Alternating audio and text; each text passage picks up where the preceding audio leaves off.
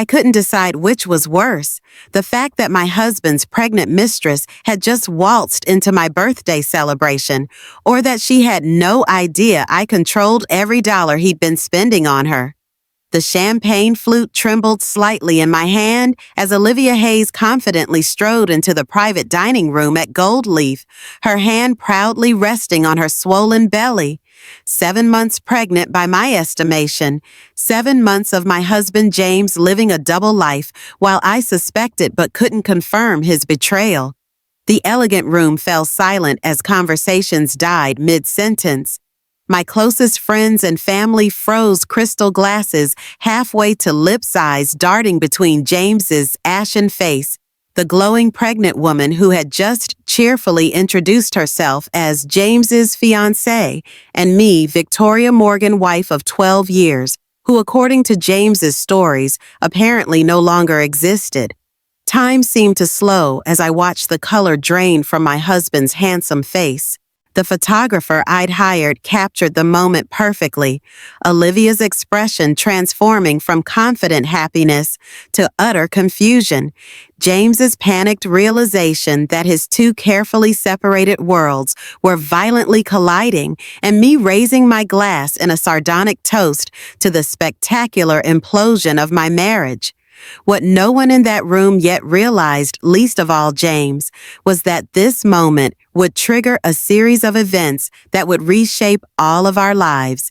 Because while James had been building his house of lies, I had been quietly preparing for exactly this scenario. I swallowed the anxiety medication I'd been clutching in my palm since I'd first spotted Olivia. For 12 years, I'd been taking these little pills before every social event, hiding my social anxiety from the world as I played the role of the perfect corporate wife. Breath and count to 4, hold for 7, exhale for 8, the breathing exercise my therapist had taught me years ago. Eliza, James finally choked out, his voice strangled and unfamiliar. There's been a misunderstanding. I don't think there has, I replied, my voice steady despite the storm of emotions beneath my composed exterior. Olivia, was it? Why don't you join us? After all, any woman carrying my husband's child should certainly be at my birthday celebration. I should introduce myself properly. I'm Victoria Morgan, formerly Victoria Chen of the San Francisco Chens. I met James during my final year at Stanford, where I was completing my MBA in financial management. He was 7 years older, already established at his family's investment firm, Morgan Financial Group, and possessed that particular blend of privilege, ambition, and charisma that seems cultivated in certain West Coast prep schools. Our courtship was a whirlwind of helicopter trips to Napa Valley, weekend escapes to Hawaii, and intimate dinners at restaurants where the menus had no prices. 6 months later, he proposed on a private yacht off the coast of Catalina Island, and I said yes, dazzled, not just by the 4-carat diamond, but by the future he promised, a partnership in every sense of the word. What I didn't fully understand then was that the Morgan fortune came with strings attached. Old money always does. The Morgan wealth, accumulated over generations of shrewd, sometimes questionable investments, was protected by a complex trust structure designed to preserve the capital for future generations. James's grandfather, Walter Morgan, had been particularly concerned about his grandson's occasional financial impulsiveness, a polite euphemism for the gambling problem that had been carefully hidden from the public, but had nearly cost him his position at the family firm before we met. When we married, Walter insisted on a unique arrangement. While James would receive a generous income from the trust, I would serve as co-trustee alongside the family attorney, Thomas Walsh. It was unprecedented in the Morgan family history, and James had been furious, seeing it as a humiliating vote of no confidence. But Walter had been immovable. "She's the only one with the financial sense to keep you from squandering everything we've built," he'd said during a tense family dinner shortly before our wedding. "If you want access to your full inheritance, you'll accept this arrangement." James had accepted it with poor grace, and over the years I'd come to understand my role was largely symbolic. Thomas handled most of the actual trust administration, or so I thought until Walter's death 3 years ago changed everything. I still remember that day vividly. Rain pelted the hospital windows as I sat beside Walter's bed, his once powerful frame now diminished by illness. His hand, paper-thin skin, stretched over prominent veins, gripped mine with surprising strength. "Victoria," he whispered, his voice raspy, but his eyes clear and focused. "You're the only one strong enough to protect our legacy." From James. I'd been stunned by the directness of his statement, though part of me had always suspected he knew more about his grandson's character than he let on. "After I'm gone," Walter continued, "you'll have complete control. Thomas has the papers ready. James must never know the full extent of your authority until it's necessary." He squeezed my hand. "Promise me you'll be stronger than your kindness sometimes allows you to be." I'd promised, tears streaming down my face, not fully understanding what he was asking of me, not until Thomas called me to his office for a private meeting after Walter's funeral. Walter amended the trust 6 months before his death, Thomas explained, sliding a document across his imposing mahogany desk. "In the event of his passing, you would become the sole executive with complete discretionary control over distributions." He was concerned about certain patterns he had observed in his grandson's behavior. I'd been stunned both by the responsibility and by the implicit confirmation that my marriage was not what I had believed it to be. What had Walter seen that I had been missing? The answer began revealing itself shortly afterward. Small discrepancies in our finances, unexplained withdrawals, credit card statements delivered electronically rather than by mail as they had been for years. James becoming increasingly secretive about his schedule, his phone always carefully placed face down. I hadn't confronted him immediately. Instead, I began my own quiet investigation, using the access my trustee position provided to follow the money trail. What I discovered was devastating regular transfers to an account I didn't recognize, charges at hotels I'd never visited, jewelry purchases that had never found their way to me. Still, infidelity was one thing painful, but not entirely surprising, given the gradual cooling of our marriage. What I hadn't anticipated was that James had been systematically lying about the extent of his authority over the family fortune, positioning himself as the primary controller of the Morgan wealth to everyone in his orbit, including apparently his pregnant mistress. As I looked around at my birthday guests now witnessing the implosion of my marriage in real time, I realized that James's deception went far deeper than an affair. He had constructed an elaborate fiction about his financial position, a fiction that was about to spectacularly unravel. The photographer captured another perfect moment. Olivia slowly lowering herself into the chair I'd indicated, uncertainty replacing her initial confidence as she registered the tension in the room.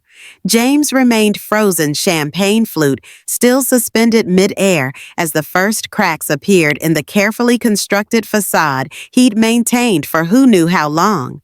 "James has told me so much about his work," Olivia said, breaking the awkward silence, her voice wavering slightly as she glanced around at the stunned faces, "about the family investment firm he runs."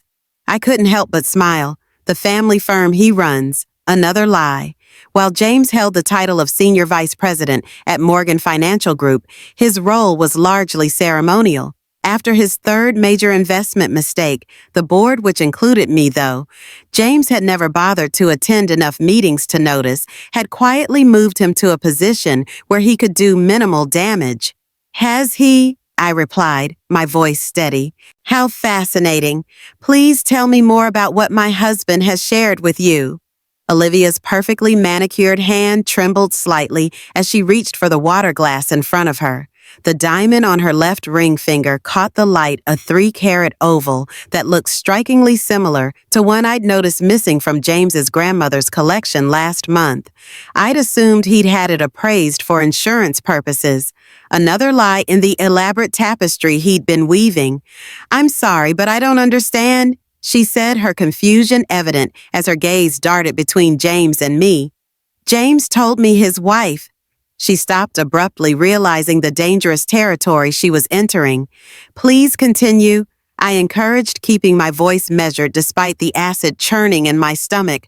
"What exactly did James tell you about his wife?"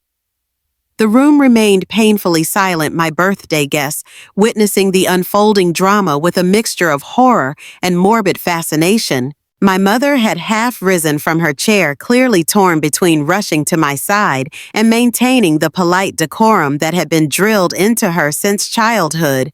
My best friend Rebecca was less conflicted, her face a thundercloud of protective fury as she glared at James. Olivia swallowed hard.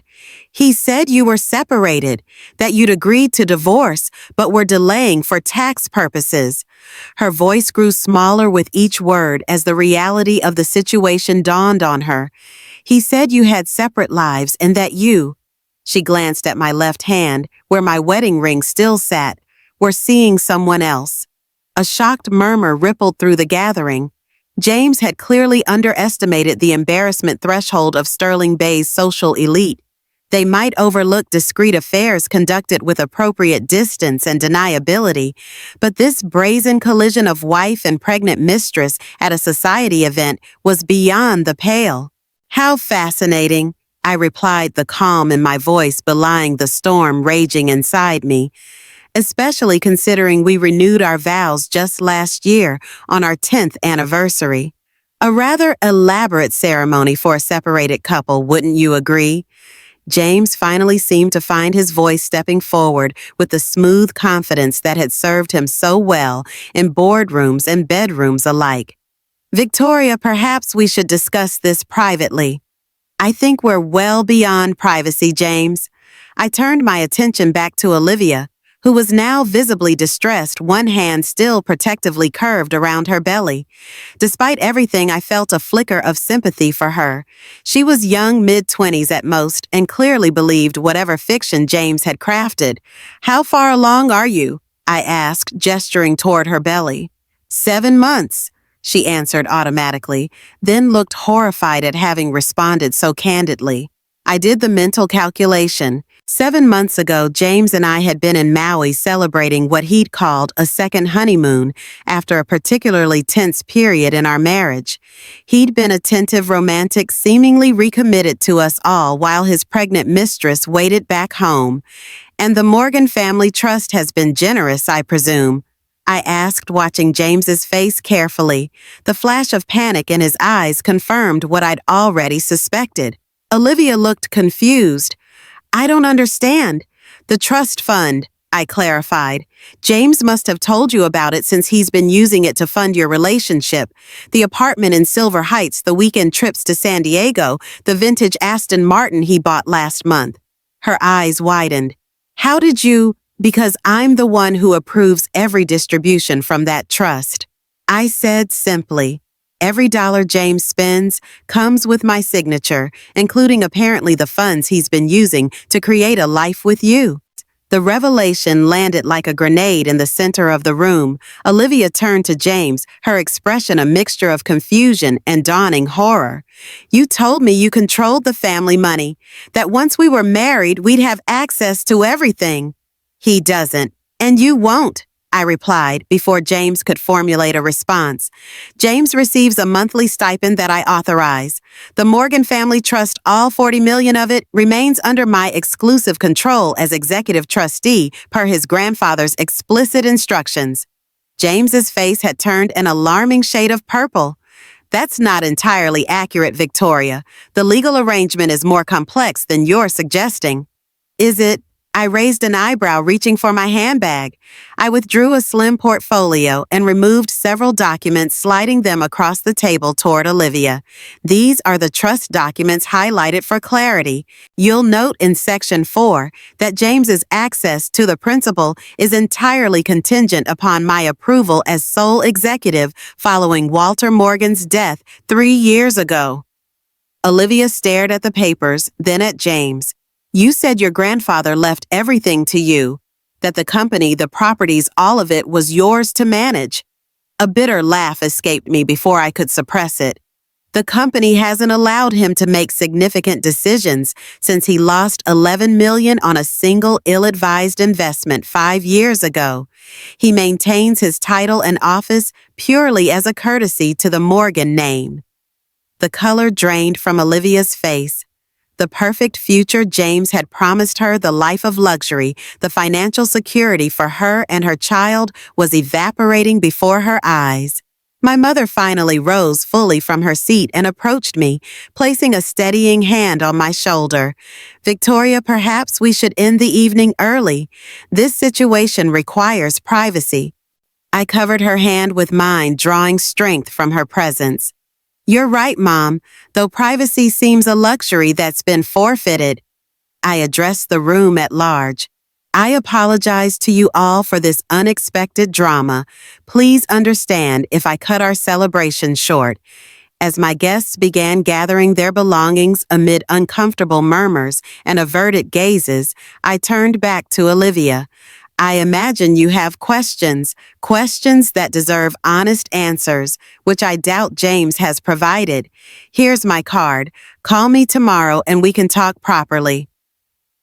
James stepped forward, his composure fragmenting as he realized the extent of the damage unfolding. Victoria, you're making a scene. This isn't like you.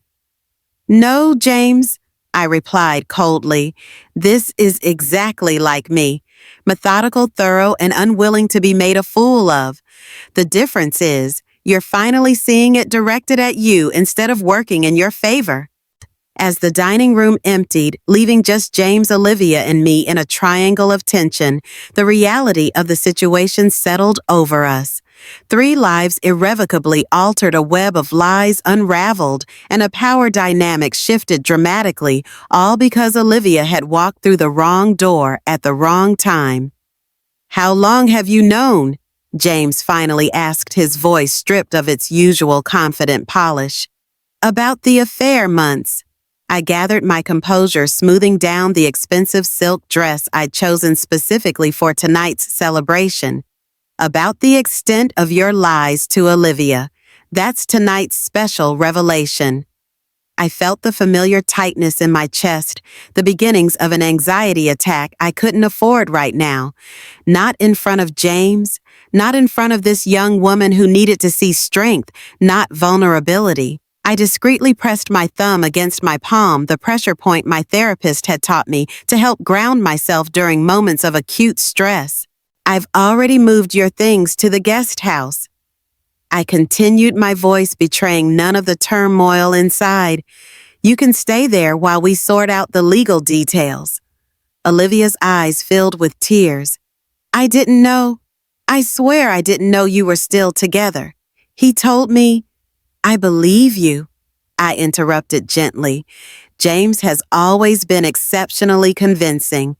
It's what made him such an effective salesman before the board restricted his client contact. James's facade finally cracked completely. You've been watching me all this time, tracking my movements, my spending? Of course I have, I replied. Walter made me promise on his deathbed that I would protect the Morgan legacy, not from external threats, but from you. I've been fulfilling that promise. The revelation seemed to physically diminish him. The powerful, confident man who had controlled our marriage for 12 years suddenly appeared smaller, cornered. What happens now? Olivia asked, her voice small. I looked at her, really looked at her, seeing beyond the role of mistress, to the young woman who had been manipulated and lied to, who was now carrying a child whose future suddenly seemed far less secure than she'd been led to believe. Now, I said, We all adjust to the truth. It's rarely as comfortable as the lies we tell ourselves, but it's the only solid ground to build upon. I gathered my coat and purse. You two apparently have a lot to discuss. I'll leave you to it. As I walked out of the private dining room, leaving James and Olivia to confront their collapsing fantasy, I felt an unexpected lightness. The marriage I had fought so hard to preserve had been built on illusions, James's carefully crafted persona, my willful blindness to his flaws, our mutual performance of the perfect power couple. Its destruction, while painful, was also liberating. Outside, Rebecca waited by the valet stand, having dismissed her driver to ensure I wouldn't be alone. "My God, Victoria," she said, pulling me into a fierce hug.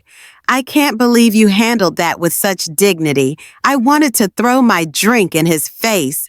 I laughed, a genuine sound that surprised me. "The night's still young. There's time for drink throwing yet." As we slid into her car, she glanced at me sideways. "You're remarkably calm for someone whose husband just got exposed for having a pregnant girlfriend." "I've had months to process the betrayal," I admitted. Tonight was just the public confirmation of what I already knew, though I will say the pregnancy was an unwelcome surprise. We drove in silence for a few minutes before Rebecca spoke again. "What will you do about the trust?" James seemed shocked that you knew the details. He always assumed I signed whatever Thomas put in front of me without reading it, that I was merely a decorative signature while the men handled the actual business. I gazed out at the city lights as we drove toward Rebecca's downtown apartment. I couldn't face the emptiness of my home just yet. He forgot that before I was Mrs. Morgan, I was Victoria Chin with an MBA from Stanford and a job offer from Morgan Stanley that I turned down to support his career. Rebecca shook her head. "Men like James always underestimate women like you. It's their fatal flaw. And it will be his downfall." I agreed, a new resolve hardening within me.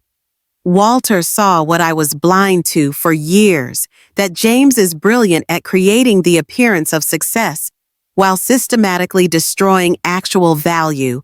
He made me executor to protect the family legacy from James's worst impulses, and now, Rebecca asked, pulling into her building's garage. "Now I fulfill that responsibility," I said firmly, "not just to honor my promise to Walter, but because there's a child involved, a Morgan heir, regardless of the circumstances of conception. I won't let James's recklessness destroy that child's future the way he's jeopardized everything else he's touched." Later, as I lay awake in Rebecca's guest room, I scrolled through the birthday photos the photographer had sent to my phone. Images captured before Olivia's arrival showed a woman I barely recognized, poised, polished, and completely unaware that her life was about to implode and reform into something entirely new. The final image in the series showed me walking out of the restaurant, shoulders back, head high, alone but unbowed. It wasn't the birthday celebration I had planned, but it had become something far more significant the day I stopped being James Morgan's carefully curated wife and reclaimed my identity as Victoria, executive strategist and architect of my own future. Morning arrived with the sharp clarity that follows life-altering revelations. I awoke in Rebecca's guest room to 17 missed calls from James, 4 voicemails, and 38 text messages ranging from apologetic to accusatory. I ignored them all, focusing instead on the single text from an unknown number. "This is Olivia. Can we meet today?" "Alone?" The directness surprised me. I'd expected her to run back to James to choose the comforting lies over the harsh truth, that she hadn't spoke to a strength I hadn't anticipated. "I'll be at Harbor Cafe on Silverstone at 11, public enough to discourage drama, private enough for an honest conversation." Rebecca appeared in the doorway, already dressed for her morning run, 2 steaming mugs of coffee in hand. "How are you feeling?" she asked, handing me one. "Strangely clear," I replied, taking a grateful sip, like I finally put down a heavy weight I didn't realize I was carrying. She settled at the foot of the bed. Your phone's been lighting up all night. James, mostly. She paused. Also, Olivia. She wants to meet. Yes, I said, surprising myself with the certainty. She deserves the truth, all of it, and I need to understand exactly what James promised her. Is that wise, legally speaking? I considered this. Probably not. But this isn't just about the divorce or the trust anymore. There's a child involved, a child who, regardless of the circumstances, is a Morgan by blood. Rebecca studied me for a moment. You always did have an inconvenient sense of responsibility. Just remember, you don't owe either of them anything. I owe myself clarity, I countered. And I owe Walter's memory the protection of his legacy, which now includes an unborn grandchild he never knew about. After showering and borrowing a casual outfit from Rebecca, I couldn't face returning home just yet. I called Thomas Walsh, the Morgan family attorney, who had served 3 generations of the family with discreet competence. I've been expecting your call, he said when his secretary put me through. News travels fast in certain circles. Then you know I need to meet with you urgently. I've cleared my afternoon. Come by at 2. He paused. Victoria, I want you to know that while I represent the Morgan family interests as a whole, Walter was explicit about my primary duty being to you as executive. Whatever course you choose to take, you have my full support. The reassurance settled something in me. Thank you, Thomas. That means more than you know. I'll see you at 2. Harbor Cafe was busy with the late morning crowd when I arrived, professionals lingering over laptops, tourists consulting guidebooks, students hunched over textbooks. I chose a table in the back corner that offered a view of the entrance and ordered a pot of Earl Grey, needing something stronger than coffee, but not quite ready for the wine I was craving. Olivia arrived precisely at 11, her confident stride belying the nervousness evident in her face. She'd changed from the fitted emerald dress of last night into simpler attire, maternity jeans, an oversized sweater, minimal makeup. Without the glamour, she looked younger, more vulnerable, and I felt a renewed surge of anger toward James for manipulating someone so clearly out of her depth in his world. Thank you for meeting me, she said, lowering herself carefully into the chair across from me. Would you like something to drink? I offered, signaling the waiter. The ginger tea here is excellent. I practically lived on it during my first trimester. She looked startled by this personal disclosure. You have children. A familiar pang shot through me. No, I miscarried in my second trimester. We tried again for several years before the doctors confirmed I couldn't carry to term. I'm sorry, she said, and seemed genuinely to mean it. James never mentioned. I imagine there's quite a lot James never mentioned, I replied, keeping my tone neutral. That's why we're here, isn't it? To fill in the gaps in each other's understanding. The waiter arrived and Olivia ordered the ginger tea. When he departed, she folded her hands on the table, composing herself. I need to know the truth, she began. All of it. I thought I was building a future with a man who... She trailed off, then squared her shoulders. Just tell me what I'm really dealing with here. I poured myself another cup of tea, considering where to begin. James and I met 13 years ago. I was finishing my MBA, and he was already working at Morgan Financial. To hear him tell it, it was love at first sight. I smiled thinly. In retrospect, it was more likely calculated interest. I had the financial expertise his grandfather wanted in the family, and he needed to settle down after some indiscretions in his 20s. Olivia listened intently as I outlined our marriage, the early years of apparent harmony, the gradual shift as James's true character emerged, the controlling behaviors disguised as concerned, the financial machinations I'd only fully understood after Walter's death 3 years ago. When Walter died, the trust structure changed. I explained. I went from co-trustee to sole executive with complete discretionary control over all distributions. James's monthly allowance, the maintenance of the properties, the operational financing of Morgan Financial, all of it requires my approval. And he never told you about me. Olivia asked, her hand unconsciously moving to her belly. He told me he was working late, traveling for business networking, with clients, the usual excuses. I smiled thinly. But to answer your real question, no. I had no idea he was building a parallel life. I knew about the affair, not about the promises or the pregnancy. She flinched. I feel like such a fool. He told me you were separated, that you were only maintaining appearances while the divorce was finalized for tax reasons.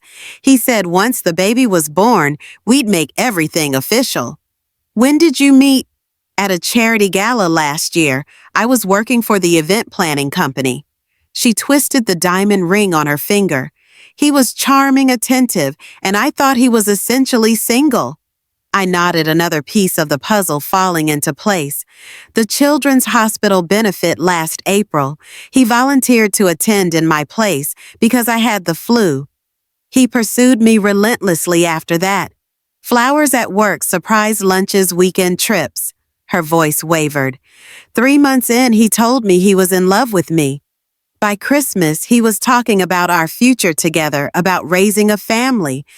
When I got pregnant, it wasn't planned, but he seemed so happy. He gave me this ring, said it was a family heirloom.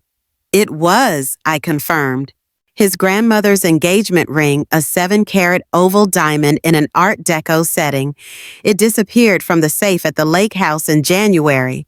I assumed he'd sold it. Olivia looked down at the ring in horror. He said it had been left to him specifically for his true love.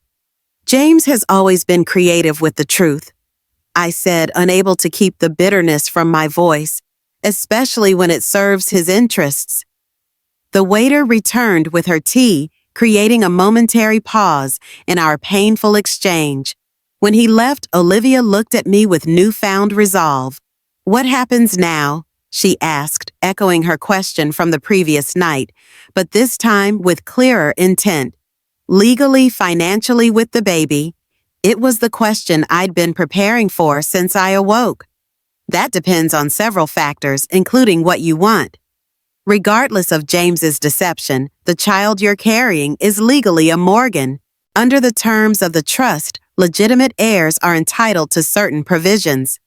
Her eyes widened. I'm not looking for money. Perhaps not, but your child deserves security. I leaned forward. I have a meeting with Thomas Walsh, the family attorney, this afternoon. If you're amenable, I'd like to discuss establishing a separate trust for your child, independent of any arrangements with James. Why would you do that? She asked, confusion evident.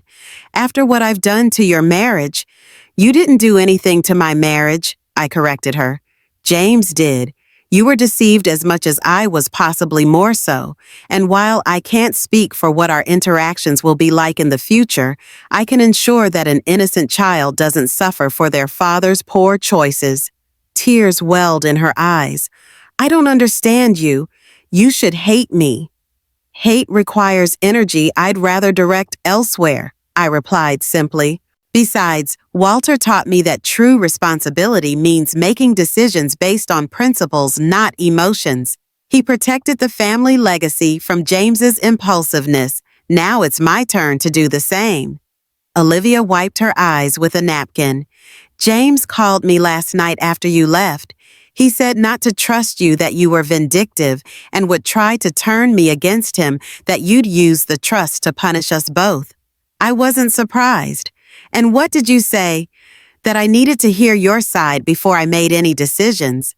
She straightened in her chair. He didn't like that. A reluctant respect bloomed within me.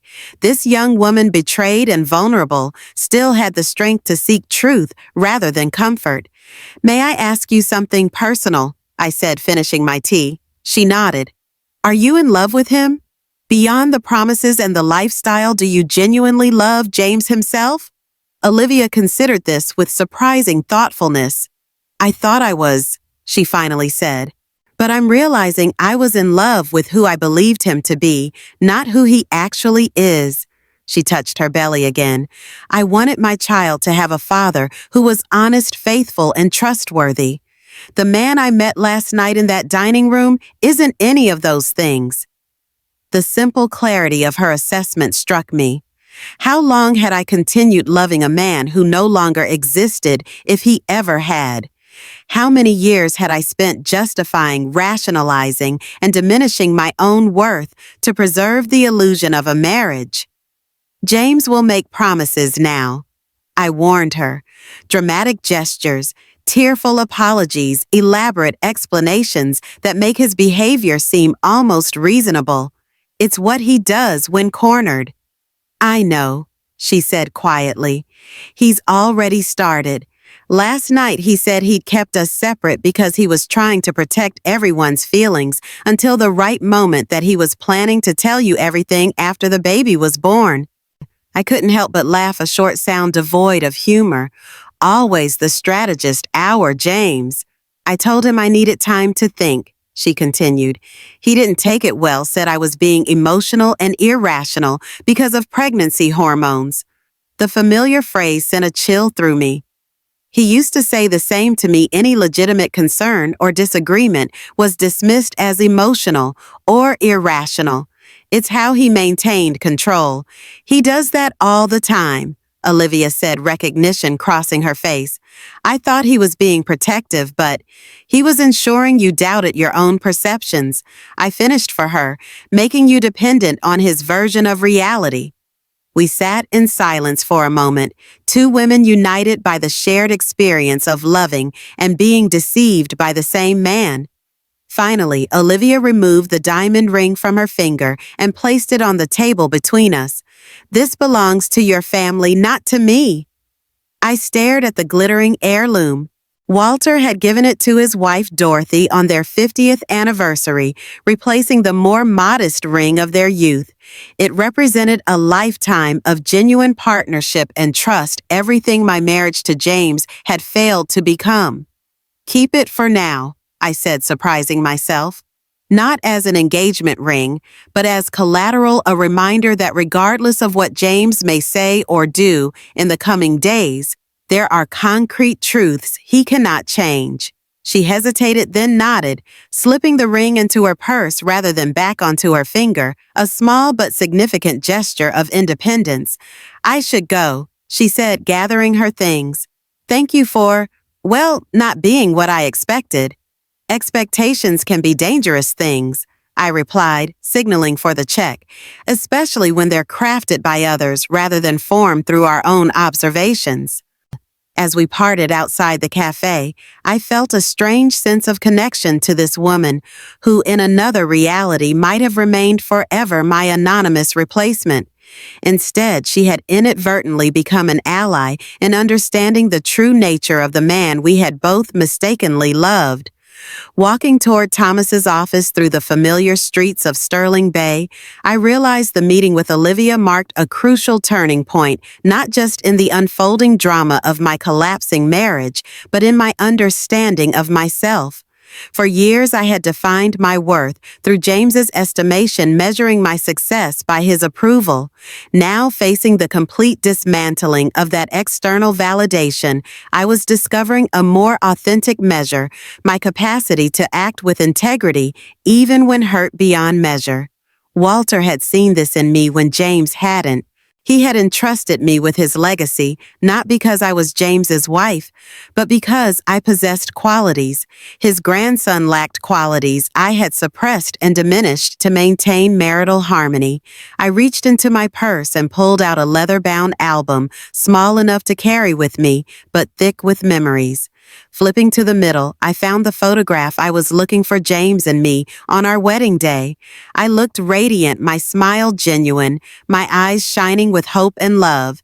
Next to me, James looked pleased, not joyful, not overcome with emotion, but satisfied, as if he'd just closed an advantageous business deal. How had I never noticed that before? The subtle signs had been there from the beginning. Turning the page, I found a more recent photo from last Christmas taken at the Morgan Financial holiday party. I stood slightly behind James, my smile perfect, but my eyes distant, a subtle tension in my shoulders. The perfect corporate wife, carefully maintaining the facade while swallowing my anxiety medication in the bathroom between speeches. I closed the album and tucked it away. Today I was reclaiming not just financial control, but my entire sense of self. The woman who entered Thomas's office would not be the accommodating Mrs. Morgan who had signed where instructed and asked few questions. Today, Victoria Chin Morgan was fully stepping into the role Walter had envisioned for her guardian, not just of the Morgan fortune, but of its future, including the unborn child who would carry the family name. The realization brought with it a sense of purpose that transcended my personal pain. James had betrayed me, but in doing so, he had inadvertently set me free from the constraints of a marriage that had slowly been extinguishing my true self. Now that self was reemerging stronger, clearer, and more determined than ever before. I know what you're thinking right now. Why am I being so calm about all this? Why am I not throwing James's designer suits onto the front lawn and setting them on fire? Trust me, that thought crossed my mind more than once. But sometimes the most powerful response isn't the most dramatic one. Sometimes true power lies in the quiet certainty of knowing exactly what you're going to do next and having the means to do it. Thomas Walsh's corner office at Morgan & Walsh Legal Associates offered a sweeping view of Sterling Bay Harbor, but the family attorney's attention was entirely focused on me as I recounted the events of the past 24 hours. So to summarize, he said when I finished removing his reading glasses and pinching the bridge of his nose, James has been systematically misrepresenting his authority over the Morgan Trust, using funds you approved for legitimate expenses to finance a parallel relationship, and has now impregnated a woman who believed he was essentially divorced and in control of the family fortune. That's an impressively concise summary. I agreed, accepting the glass of scotch he offered. At 2 p.m, it might have seemed inappropriate, but Thomas had known me long enough to understand when social conventions should be set aside. Walter foresaw James's capacity for self-destruction, Thomas said, settling back into his leather chair. But I don't think even he anticipated this particular scenario.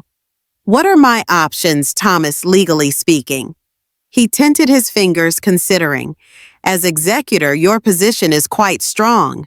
The trust gives you broad discretionary powers regarding distributions. You could, if you wished, reduce James's monthly allowance to the statutory minimum specified in the trust, $20,000 annually.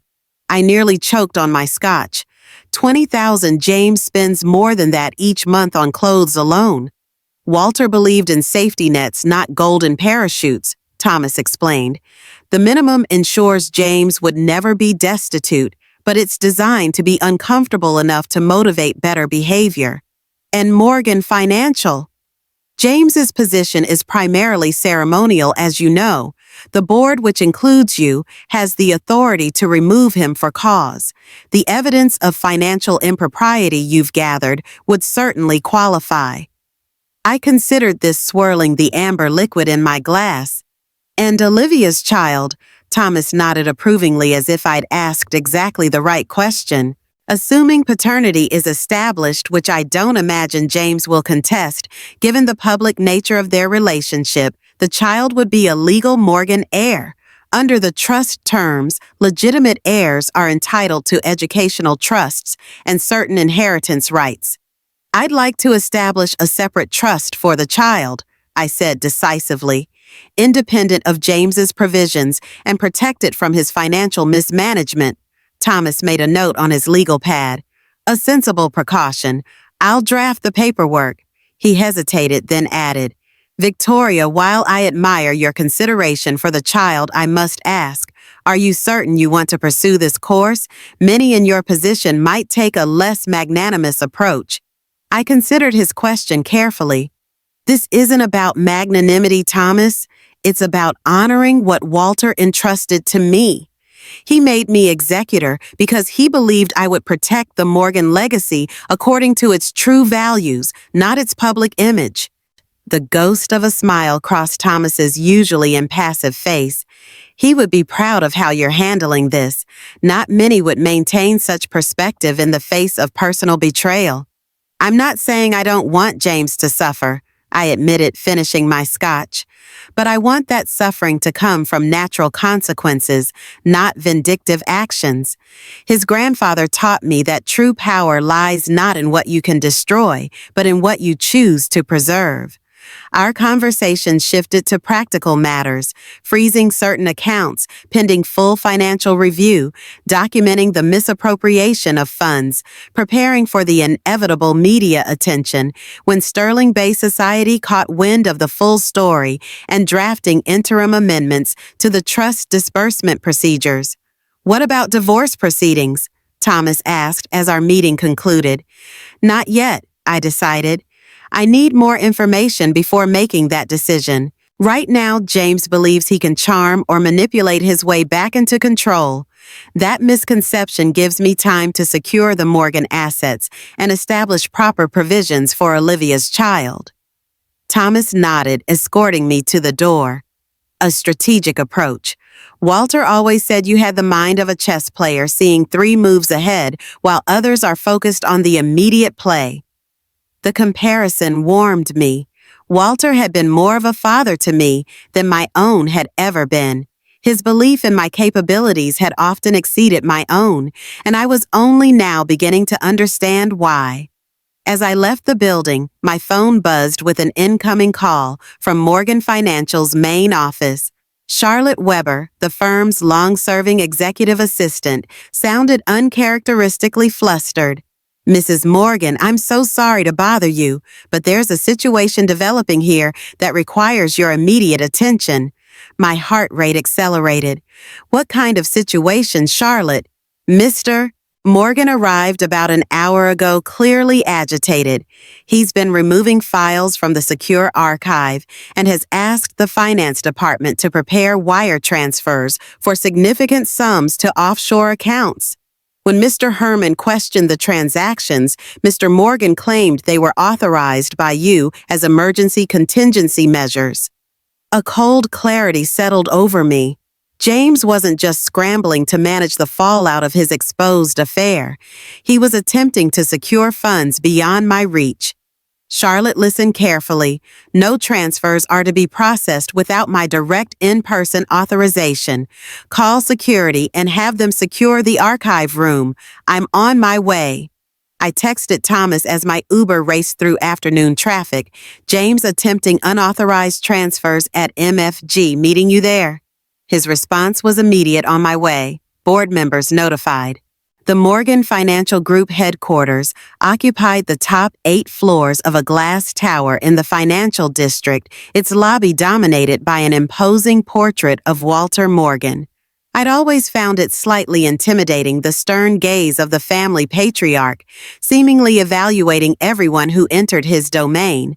Today, however, I drew strength from that painted scrutiny. The security team, already alerted by Charlotte, met me at the executive elevator. Mrs. Morgan, Mr. Walsh called ahead with instructions. Mr. Morgan is currently in his office with the door locked. He's refused entry to security and has disconnected his office phone.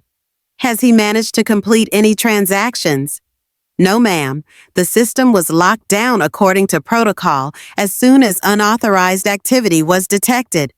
I nodded, relieved that the safeguards Walter had insisted upon were functioning as designed. I'll handle this personally. James's corner office occupied prime real estate on the 52nd floor, with floor-to-ceiling windows offering panoramic views of the city. The space had always struck me as excessively grand for someone who performed so little actual work, but Walter had insisted on maintaining certain appearances. The executive floor was unusually quiet as I approached. Staff had been discreetly cleared from the area.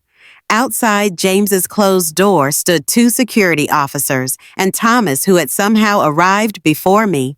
He's barricaded himself inside, Thomas explained in a low voice.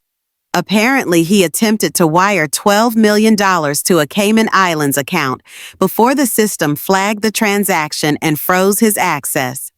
$12 million? I repeated, the enormity of the theft attempt sinking in. That's not impulsive panic. That's premeditated. Thomas nodded grimly. The finance team found evidence he's been preparing for this contingency for months, setting up accounts, establishing transfer protocols, gathering confidential client information. A strange calm settled over me. The James I thought I knew, selfish and entitled, but fundamentally tethered to certain principles, had never existed. The man behind that door was a stranger who had been planning his escape long before Olivia accidentally exposed his double life. "Is the board assembled? Emergency session in the conference room," Thomas confirmed. "All members present or on secure video link." "Good. Let's deal with James first, then address the board." I approached the heavy mahogany door and knocked firmly. "James, it's Victoria. Open the door." Silence. "I know you're in there, and I know what you've been attempting to do. The accounts are frozen, the transfers canceled. There's nowhere to run." More silence. Then finally his voice slurred slightly in a way that suggested he'd been drinking. "Come to gloat, Victoria, to watch the final act of your carefully orchestrated humiliation." "I've come to offer you one chance to salvage something from this situation," I replied evenly. "Open the door and we can discuss terms. Keep it locked and I'll have security break it down before I instruct the board to contact the authorities about attempted embezzlement." A bitter laugh filtered through the door. "Always so reasonable, so controlled. Did you plan all this, tracking my movements, monitoring my accounts, just waiting for the perfect moment to spring your trap? No, James, you did this to yourself every step, every decision, every lie. I simply observed and protected what was entrusted to me." The silence stretched for nearly a minute before I heard the lock disengage. I nodded to the security officers to remain outside and entered alone. James's normally immaculate office was in disarray, papers scattered across the desk, a half-empty bottle of bourbon perched precariously on a stack of financial reports, his suit jacket flung over a chair. James himself stood by the window silhouetted against the late afternoon sun, looking suddenly older and diminished. "$12 million?" I said quietly, closing the door behind me. "Were you planning to disappear with Olivia, or was she just another person you were preparing to abandon?" He turned, and I was startled by his appearance. Tie-loosened shirt rumpled the carefully maintained facade of the polished executive, completely dissolved. "She wasn't supposed to show up last night," he said, as though that explained everything. "We had a plan. After the baby was born, I would handle the divorce quietly. The transfers were preparation for our fresh start." "A fresh start built on stolen client funds," I noted, maintaining my distance. His disheveled appearance and desperate circumstances made him unpredictable. He snorted dismissively. "Olivia knows what I tell her to know. She's a beautiful distraction, not a partner in decision-making." The casual cruelty in his assessment confirmed what I'd begun to suspect. Olivia was as much a victim of his manipulations as I had been, perhaps more so given her youth and the child she carried. "So you were planning to flee with the money, perhaps take Olivia and the baby if convenient, and leave behind the financial wreckage of Morgan Financial."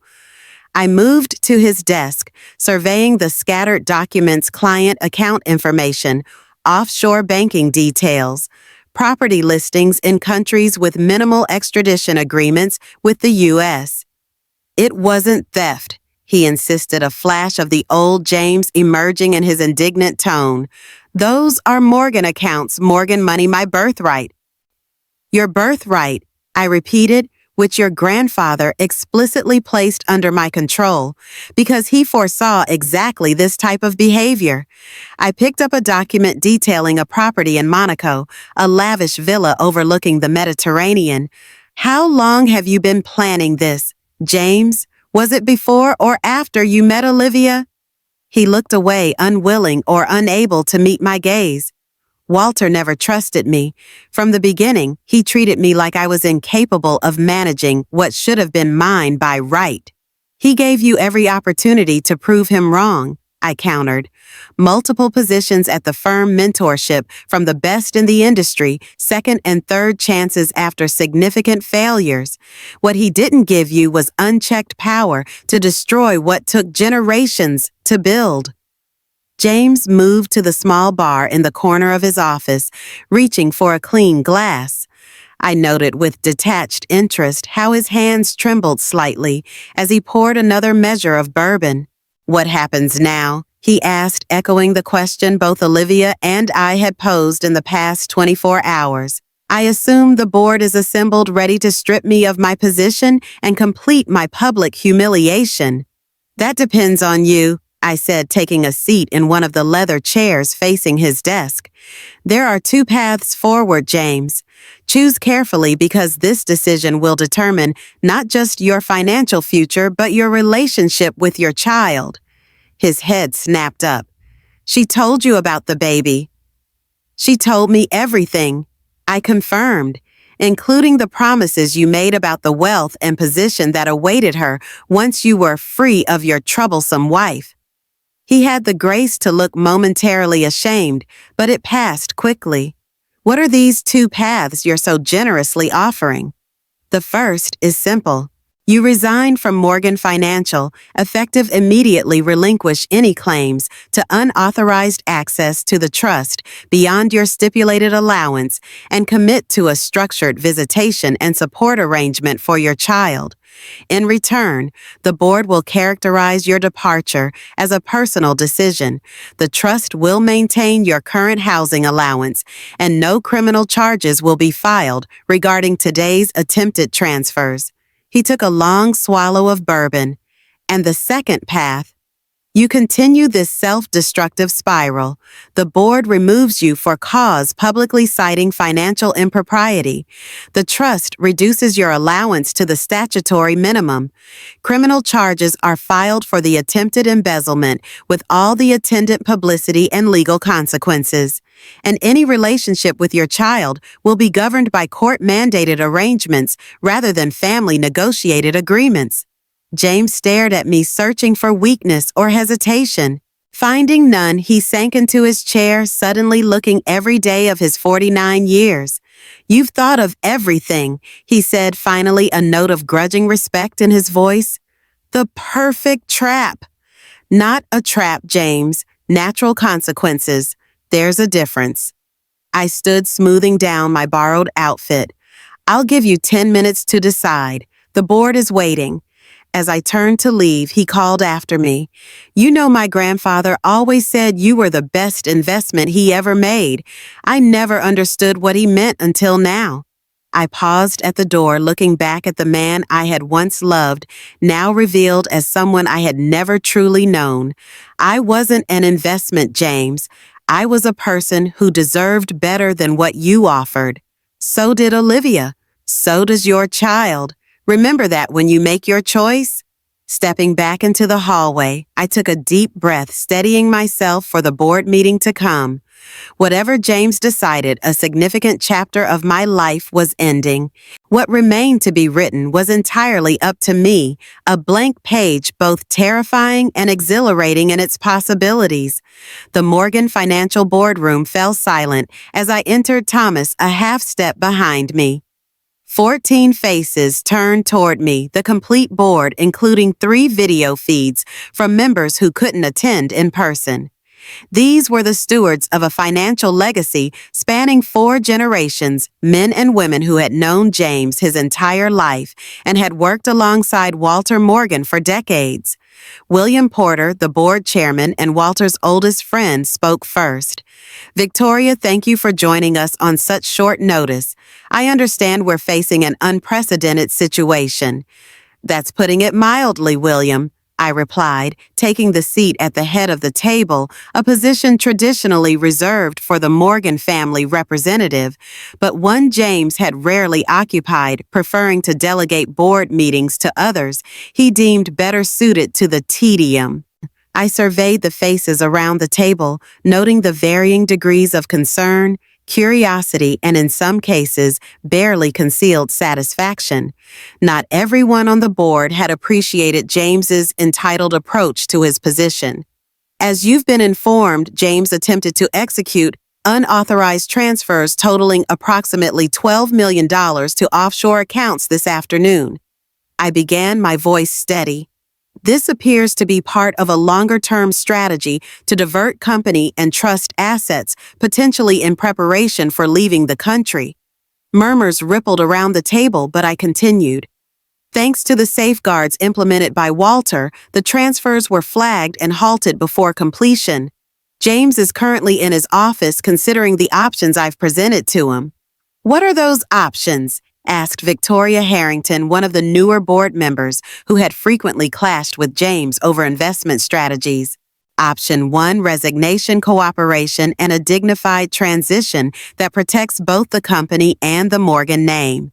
Option 2, forced removal, criminal charges, and public exposure of his actions. William leaned forward. And you believe he'll choose the first option? James values appearance above all else, I replied. The prospect of public humiliation is a powerful motivator. As if on cue, the boardroom door opened and James entered. He had straightened his tie and put on his jacket, but the rumpled shirt and reddened eyes betrayed his emotional state.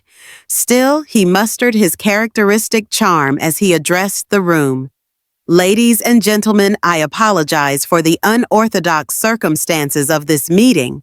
His voice was steady, his posture upright, a masterful performance that might have been convincing if I hadn't witnessed his breakdown minutes earlier. After careful consideration of recent events, he continued, I've decided it's appropriate for me to step back from my operational role at Morgan Financial Group effective immediately. My wife?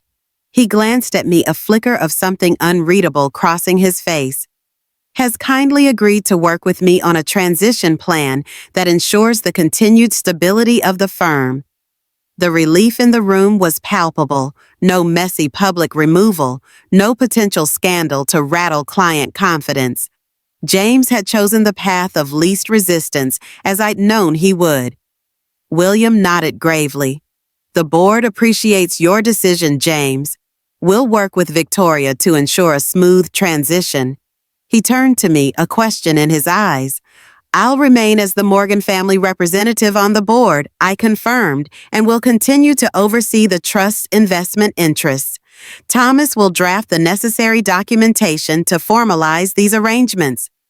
James remained standing, clearly expecting some acknowledgement of his gracious decision. When none came, he cleared his throat awkwardly. If there's nothing else, I'll clear out my office. Actually, I interjected, security will pack and deliver your personal effects. Your access to the building has been suspended effective immediately. For a moment, raw fury flashed across his face, the mask of civility slipping to reveal the anger beneath. But as quickly as it appeared, it vanished, replaced by a tight smile.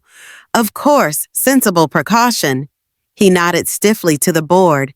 It's been a privilege serving with you all. No one responded. James's charm, which had smoothed over so many missteps throughout his career, had finally lost its effectiveness. He was, for perhaps the first time in his life, experiencing the consequences of his actions without a safety net. As the door closed behind him, the board erupted in overlapping questions. I raised a hand, calming the chaos. I know you have concerns. I'll address them all, but first, we need to focus on stabilizing client relationships and ensuring operational continuity. For the next 2 hours, we worked through the immediate issues. Client communications, interim leadership structure, financial reviews, to determine if James's attempted embezzlement was an isolated incident or part of a pattern. Through it all, I found myself drawing on skills I had honed but rarely showcased during my marriage: analytical thinking, strategic planning, decisive leadership. As the meeting concluded, William approached me privately. Walter would be proud, he said quietly. He always believed you were the real strength behind the Morgan name, though James never saw it. James saw what he wanted to see, I replied, in me, in the company, in his life. Reality was always optional for him. William's weathered face creased in a sympathetic smile. What will you do now about the marriage, I mean? I considered the question carefully. Process what's happened, make arrangements for James's child, ensure the company's stability isn't compromised. I met his gaze directly. Divorce will come, but on my timeline, not his. He nodded approvingly. You've earned the right to dictate those terms.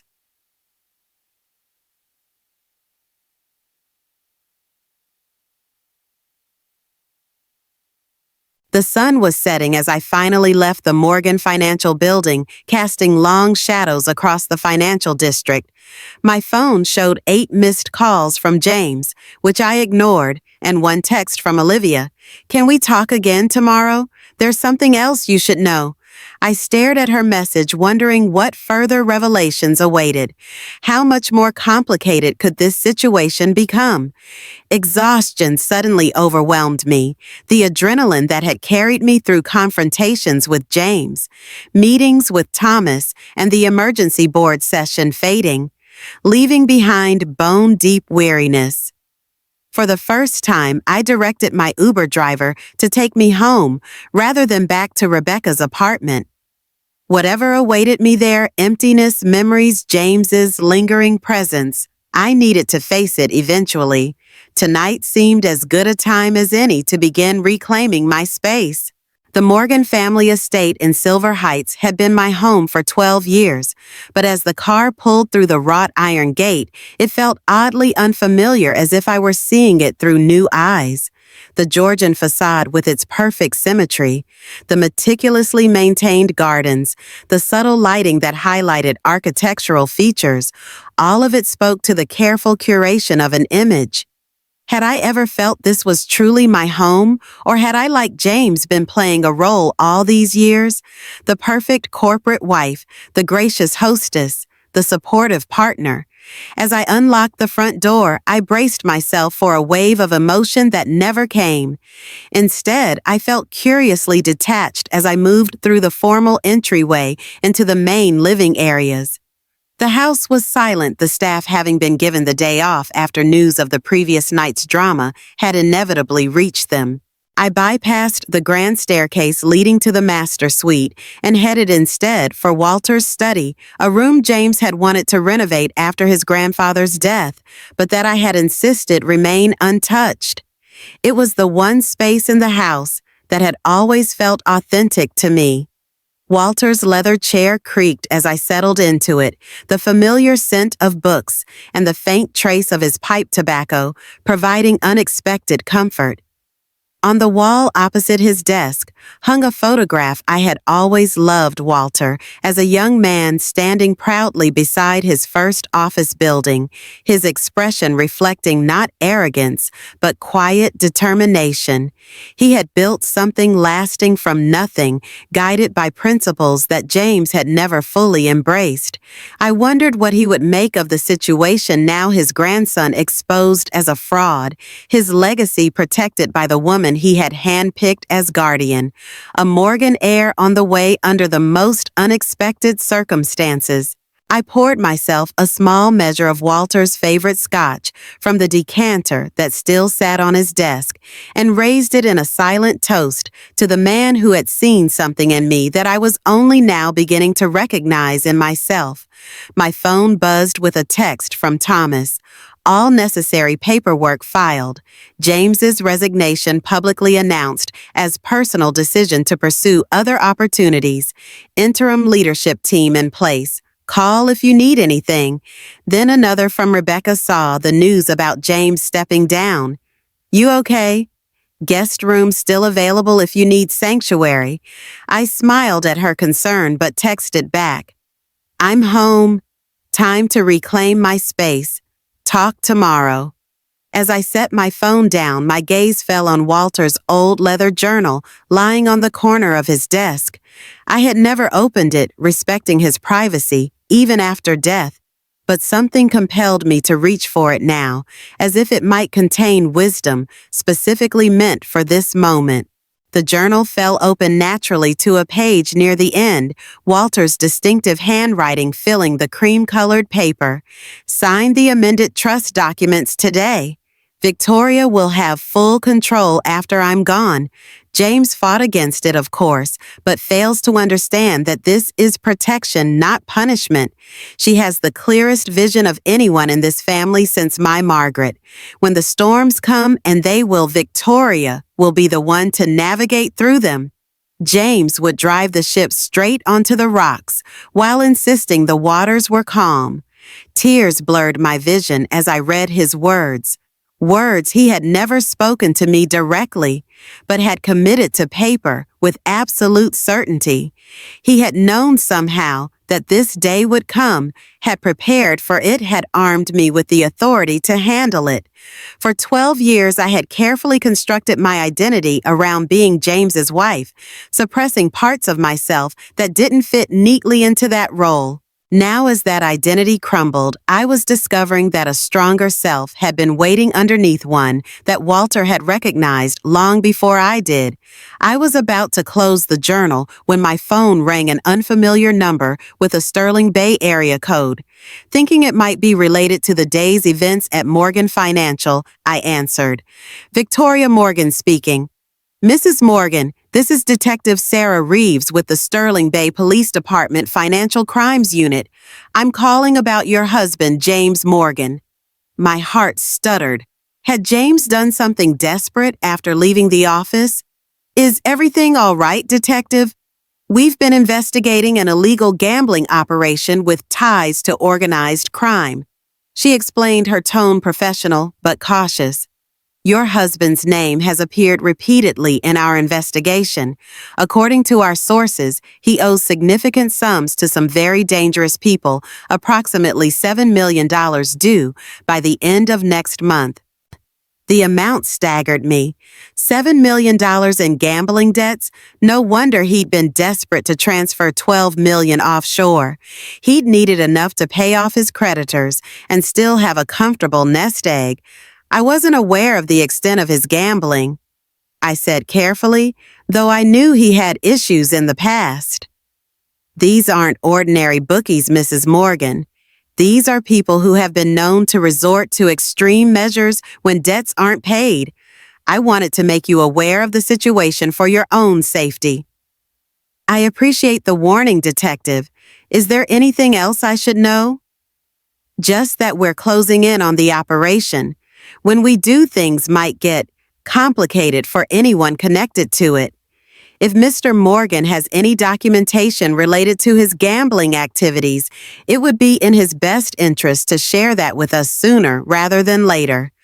After ending the call, I sat in Walter's chair, stunned by this new revelation. James wasn't just a philanderer and an embezzler. He was in debt to dangerous criminals to the tune of $7 million with a 30-day deadline looming. The situation had just become exponentially more complicated with potential consequences far beyond financial loss or public embarrassment. If James couldn't pay his debts, and with his access to the trust now severely restricted, he might be in physical danger. So might anyone associated with him, including me, and by extension, Olivia and her unborn child. What had begun as a personal betrayal had now escalated into something far more dangerous, a ticking time bomb with a 30-day fuse. And somehow I needed to find a way to defuse it without letting James regain control of the Morgan fortune or putting innocent lives at risk. The clock was ticking and I had no idea how to stop it. Morning light streamed through Walter's study where I had fallen asleep in his leather chair, the detective's warning echoing in my mind. $7 million in gambling debts to organized crime figures. A 30-day deadline. The implications were staggering. My phone showed 3 missed calls from my mother, undoubtedly concerned after news of James's resignation had hit the business pages. The Sterling Bay financial community was small and gossipy. By now, speculation would be rampant. After a quick shower and change of clothes, I made my way to the kitchen, surprised to find Mrs. Peterson, our longtime housekeeper, already preparing breakfast. "I thought you might need a proper meal," she said, sliding a cup of coffee across the counter with the familiarity of someone who had known me for over a decade. "The staff has been concerned." "Thank you, Helen," I replied gratefully, accepting the coffee. "I appreciate you coming in." She hesitated, then added, "Mr. Morgan collected his things from the guest house last night while you were out. He asked me to tell you he'd be staying at the Westbrook Hotel until arrangements are finalized." So James had chosen the city's most expensive hotel, a public statement that despite his professional setback, he remained a man of means and status. Typical. "Did he say anything else?" "Only that some of his mail should be forwarded there." She paused, choosing her words carefully, "and that the young lady who visited your birthday might be calling." I nearly laughed at the euphemism. The young lady who had exposed his double life was now reduced to a vague social connection. "Thank you for letting me know." After breakfast, I called Thomas to check on the legal proceedings. He'd initiated trust amendments, formal documentation of James's resignation, preliminary divorce filings. Everything was proceeding smoothly. "The financial audit team will have preliminary results by Friday," he informed me. Initial findings suggest James's attempted wire transfer wasn't his first attempt to move money inappropriately, just his most ambitious. "Let me know what they find," I replied, unsurprised.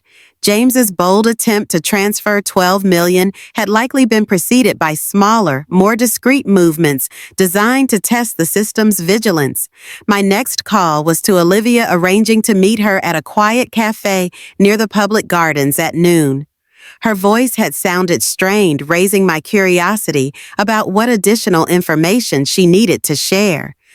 As I drove through the familiar streets of Sterling Bay, I was struck by how differently I perceived the city now. The financial district where Morgan Financial maintained its headquarters, the exclusive shops on Silver Avenue where James insisted we make appearances, the social clubs where we had cultivated carefully curated relationships. All of it had once represented a world I had worked to belong to. Now I recognized it as a beautiful but hollow stage set where we had all played our assigned roles. Olivia was already waiting when I arrived, seated at a corner table, partially screened by a large ficus plant. She wore a simple maternity dress and minimal makeup, her hair pulled back in a practical ponytail.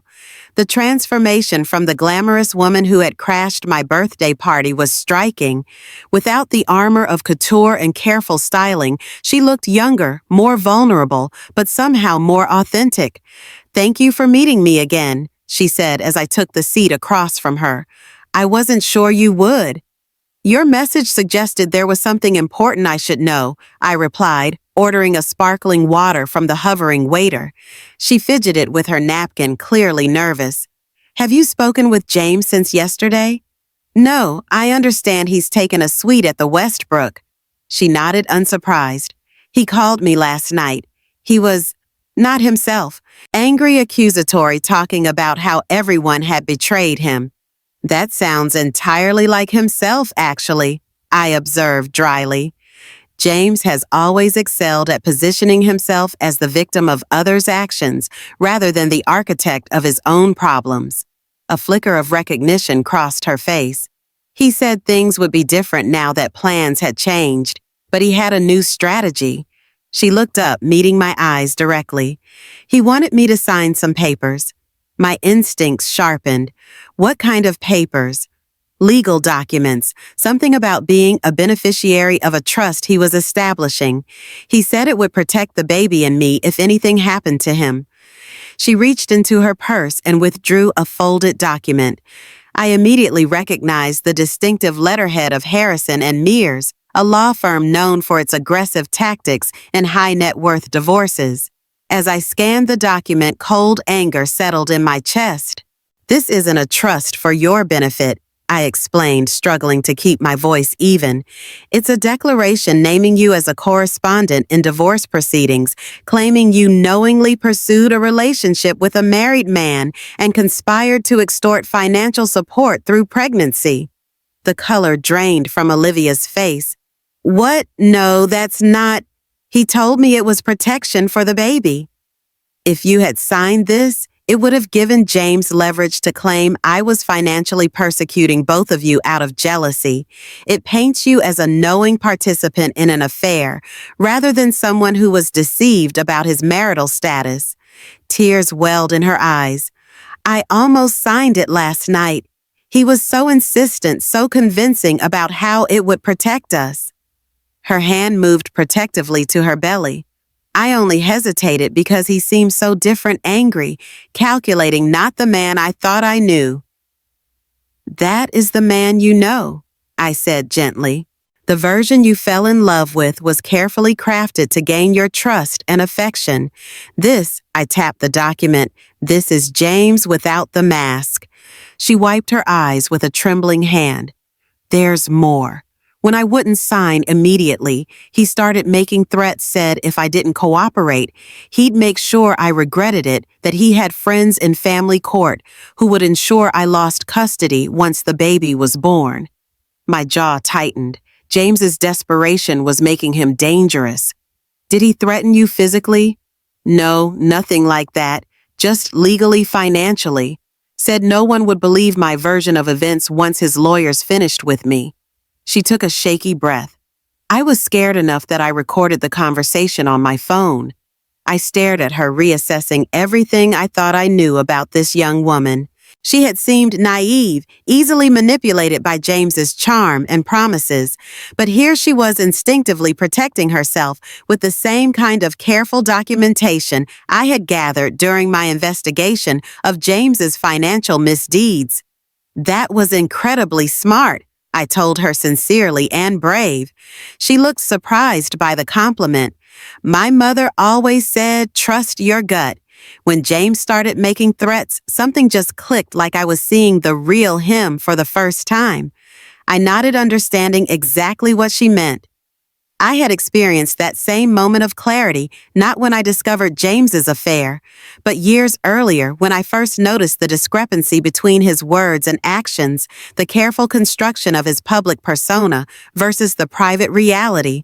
Would you be willing to share that recording with my attorney? I asked.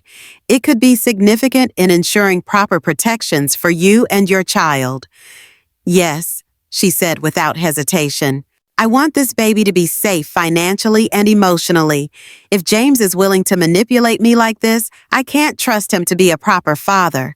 As she sent the audio file to my phone, I considered the strange alliance forming between us, the wife and the mistress united not by affection for each other, but by the shared experience of James's manipulation and a mutual concern for an innocent child. What will happen now? Olivia asked, echoing the question that had become a refrain throughout this unfolding drama. I'll have Thomas add this attempted manipulation to the divorce filing, I explained. We'll also expedite the establishment of a separate trust for your child's benefit, one that James cannot access or control.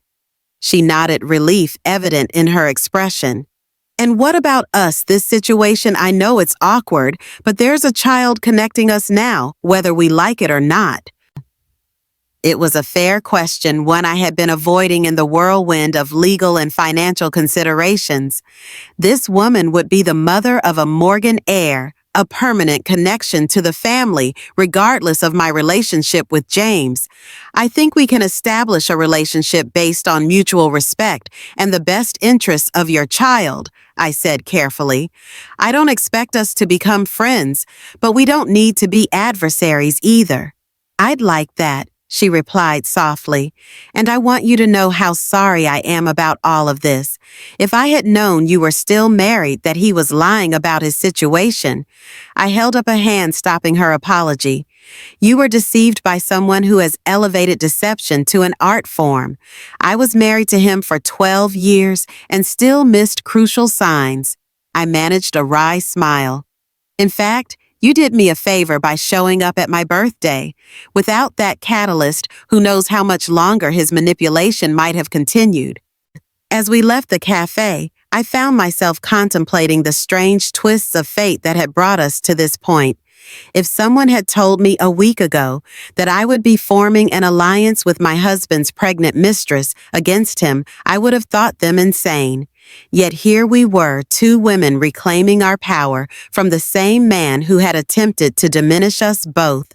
Walking back to my car through the public gardens, I noticed the first hints of spring emerging, tiny green buds on tree branches, crocuses pushing through the soil, life reasserting itself after the dormancy of winter. It seemed an apt metaphor for my own situation. After years of emotional hibernation in a marriage that had slowly drained my sense of self, I was experiencing the first stirrings of renewal. My phone buzzed with a text from William Porter. Board needs to discuss options for permanent leadership at MFG. Would value your input. Dinner tonight, I texted back my acceptance, recognizing that this request represented more than a business discussion. It was an acknowledgement that my role had fundamentally changed from James's wife, who happened to control the trust, to a significant decision maker in the Morgan financial empire in my own right. As I drove back toward Silver Heights, I passed the Westbrook Hotel, where James was undoubtedly plotting his next move, believing as he always had that he could charm, manipulate, or bully his way back to a position of advantage. For the first time, I felt no anxiety about what schemes he might be developing, no fear that he might somehow reclaim control. The document Olivia had nearly signed revealed the depth of his desperation, a clumsy attempt to create an alliance with his mistress against his wife, not understanding that his manipulation of both women had created a stronger bond between us than anything he could offer either of us. Now the realization brought with it not satisfaction or vindication, but a profound sense of peace. Whatever happened next, I was no longer defined by my relationship to James Morgan. I was Victoria Executive Board Member Decision Maker and increasingly my own person. My phone rang just as I pulled into the driveway of the Morgan estate. An unknown number. Victoria Morgan speaking. Mrs. Morgan, this is Brian Winters. The name registered immediately son of Henry Winters, CEO of Eastern Capital Group, one of Morgan Financial's largest competitors. I believe we have a mutual concern we should discuss. Mr. Winters, this is unexpected. Call me Brian, please. His tone was cordial but businesslike. I'd like to meet with you regarding James Morgan's relationship with my stepmother. Would tomorrow morning at Riverview Coffee be convenient? Say 8 o'clock. The request was unusual enough to pique my interest. I'll be there. As I ended the call, I wondered what new complication was unfolding in the already complex aftermath of my marriage. Whatever Brian Winters wanted to discuss, it seemed the final chapter of my history with James was still being written. Riverview Coffee occupied a quiet corner near the harbor, its understated facade and lack of prominent signage ensuring it remained a sanctuary for those seeking discretion rather than recognition. I arrived 15 minutes early, selecting a table in the back alcove that offered both privacy and a clear view of the entrance. Brian Winters arrived precisely at 8, his appearance less formal than I'd expected. Dark jeans, a cashmere sweater, and rimless glasses that gave him a scholarly look at odds with his reputation as Eastern Capital's most aggressive strategist. At 35, he was a decade younger than James and had built a career deliberately separate from his father's influence, starting at Goldman Sachs before joining the family firm. Mrs. Morgan, he greeted me, extending his hand. Thank you for meeting on such short notice. Victoria, please, I replied, assessing him with professional curiosity, though I'm still trying to understand why the chief strategy officer of our largest competitor wants to meet with me. He smiled, a quick economical expression that didn't reach his eyes. Direct. I appreciate that. He signaled the waiter for coffee before continuing. I'll be equally direct. James Morgan is using my stepmother to access Eastern Capital's acquisition strategy and simultaneously using his knowledge of Morgan Financial to advise her on competitive moves against your firm. The bluntness of his statement confirmed my suspicions while raising new questions. And you're sharing this with me because while Eastern and Morgan are competitors, we're both being manipulated by someone who respects neither firm's boundaries nor legacy. His coffee arrived and he took a moment to add a precise amount of cream. My father and I disagree on many things, but we align on protecting Eastern from outside exploitation. I assume Catherine doesn't share your concern. Catherine Winters Henry's ex-wife had maintained her board seat at Eastern Capital after their divorce, a detail I recalled from business news coverage. Brian's expression tightened. Catherine married my father when I was in college. Their divorce was acrimonious. She retained her board seat as part of the settlement, primarily to irritate him. Her relationship with James seems similarly motivated by spite rather than affection. That aligns with James's pattern, I acknowledged. He's drawn to situations where he can position himself as instrumental to someone else's agenda. Brian nodded.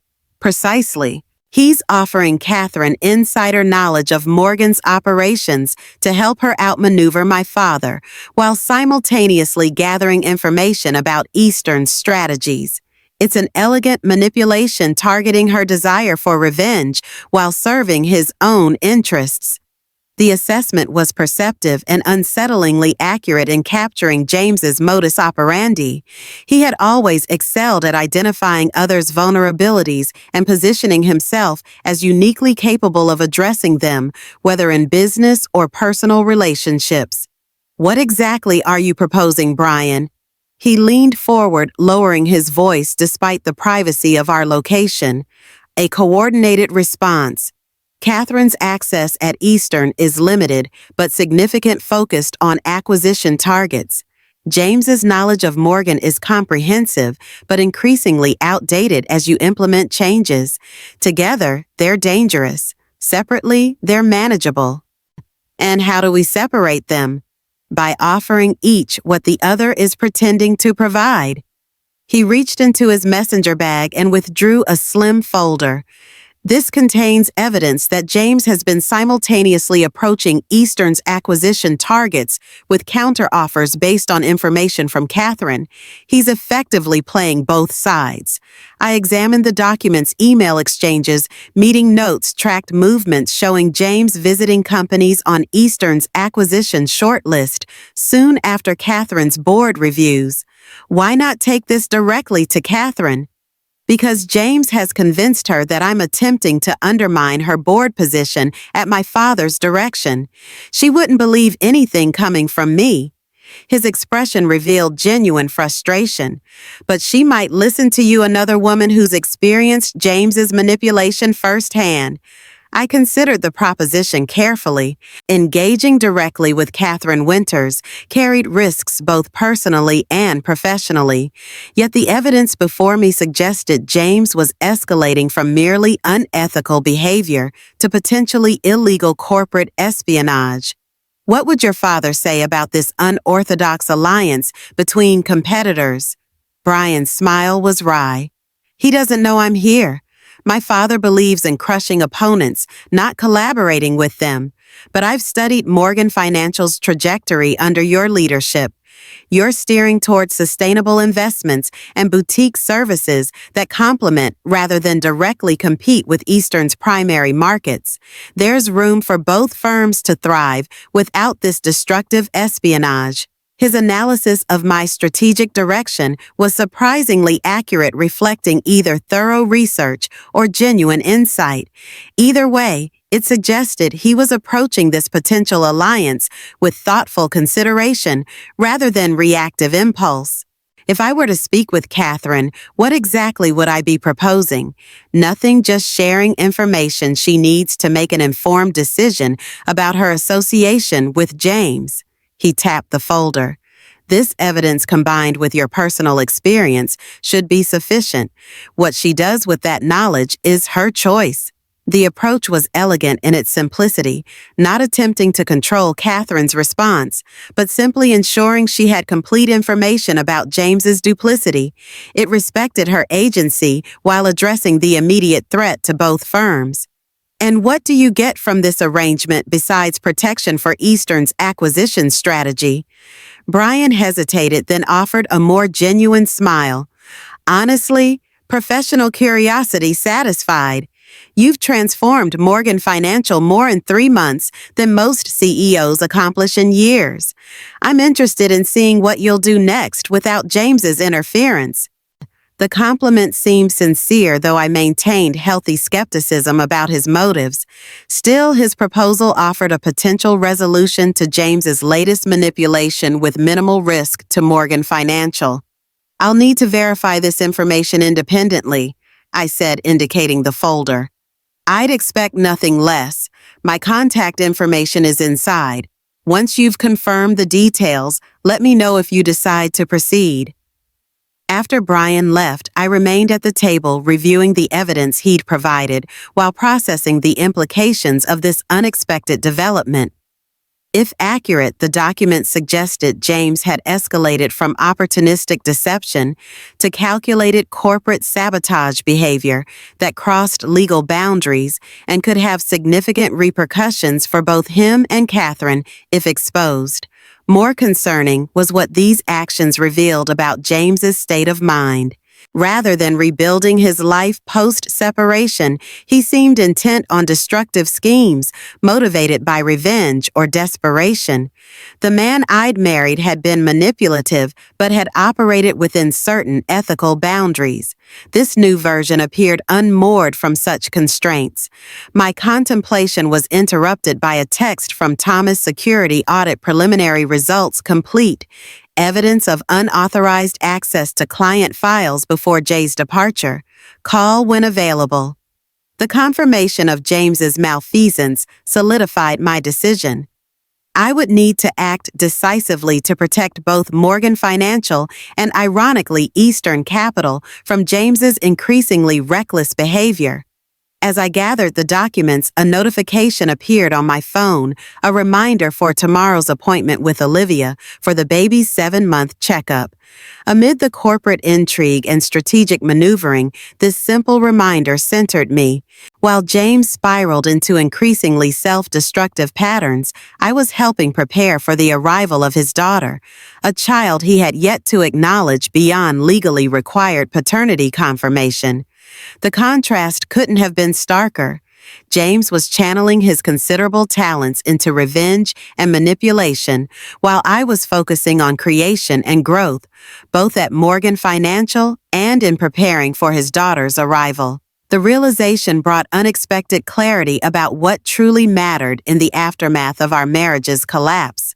Back at Morgan Financial, I reviewed the security audit with Thomas and our IT director, confirming that James had indeed accessed confidential client information shortly before his departure. The pattern aligned precisely with Brian Winters's evidence, suggesting James had been planning this corporate espionage while still serving as a Morgan executive. This crosses from unethical to illegal, Thomas noted grimly. We have grounds for criminal charges. Let's hold that option in reserve, I decided. First, I want to meet with Catherine Winters. If she's unaware of the extent of James's manipulation, she deserves the opportunity to extricate herself before legal proceedings commence. Thomas raised an eyebrow. A surprisingly compassionate approach given the circumstances. It's not compassion, I clarified. It's strategy. Criminal charges create public spectacle that could damage client confidence in both firms. If Catherine ends her association with James and Eastern, implements the same security protocols we're establishing, we contain the damage while maintaining the option for legal action if necessary. The solution reflected my evolving leadership approach firm, but not punitive, strategic rather than reactive. Walter had operated with similar principles, understanding that long-term success required wisdom about when to strike and when to show restraint. Arranging a meeting with Catherine proved simpler than anticipated. A brief, carefully worded email mentioning mutual concerns regarding James Morgan received a response within the hour, suggesting tea at her Silver Heights brownstone the following afternoon. That evening, as I prepared for what would undoubtedly be a delicate conversation, Olivia called with updates from her doctor's appointment. "Everything looks perfect," she reported, her voice reflecting growing excitement about the baby. "The doctor says she's right on track for her January due date." "That's wonderful news," I replied, genuinely pleased. "How are you feeling?" "Huge," she laughed, "but otherwise good. The business courses are keeping me busy in a positive way." She paused before adding, "James called yesterday, first time in weeks." My attention sharpened. "What did he want?" "To discuss trust arrangements for the baby. He suddenly seems concerned about financial provisions, asking detailed questions about the structure you established." Her tone reflected healthy skepticism. It seemed odd given his previous disinterest. The timing aligned too perfectly with his involvement with Catherine to be coincidental. James's renewed interest in his unborn child's trust might indicate he was seeking another angle to access Morgan funds or information. "Has he asked to meet in person?" "Yes, suggested dinner next week to discuss the future amicably." The eye roll was audible in her voice. "I told him I'd think about it." "That's wise," I commended her caution. "When he calls again, it might be helpful to mention that any changes to the trust require my approval as executive, a strategic disclosure that would signal to James that you and I remain in communication, potentially derailing whatever new scheme he's developing." After we ended the call, I sat in Walter's study connecting threads from the disparate interactions of the past 24 hours. James's simultaneous pursuits, corporate espionage with Catherine, renewed interest in Olivia's trust, suggested a man desperately seeking leverage or resources. The question was why? James's monthly allowance from the Morgan Trust remained generous despite the reductions I'd implemented. His professional reputation had been damaged, but not destroyed by his resignation. What was driving this escalation of risky behavior? The answer emerged from an unexpected source the following morning, a call from our bank's private client services director. "Mrs. Morgan, we flagged some concerning activity related to accounts previously accessible to your husband, multiple wire transfer attempts to offshore entities, all rejected due to insufficient validation." "When did these attempts occur?" "The most recent was yesterday afternoon, all from different locations, using credentials that would have been valid before your security updates." The pattern suggested mounting desperation, James repeatedly attempting to access funds he could no longer reach. But why the urgency? What financial pressure was he facing that his trust allowance couldn't address? As I prepared to meet Catherine Winters later that day, I realized I was approaching the conversation with incomplete information. James's behavior pointed to a man under significant pressure, yet the nature of that pressure remained unclear. Understanding it might be crucial to effectively addressing the threat he now posed to both Morgan Financial and increasingly to himself. The detective's words echoed in my mind. "These aren't ordinary bookies, Mrs. Morgan. These are people who have been known to resort to extreme measures when debts aren't paid." The 30-day clock was ticking down, and James was growing more desperate by the hour. Whatever Catherine might reveal, I needed to act quickly, not just to protect Morgan Financial, but potentially to save James from himself. Catherine Winters' Silver Heights residence reflected its owner, elegant, sophisticated, with an underlying hardness revealed in the severe angles of modern furniture against traditional architecture. She greeted me with the practiced cordiality of Sterling Bay social elite, leading me to a sunroom overlooking an immaculately maintained garden.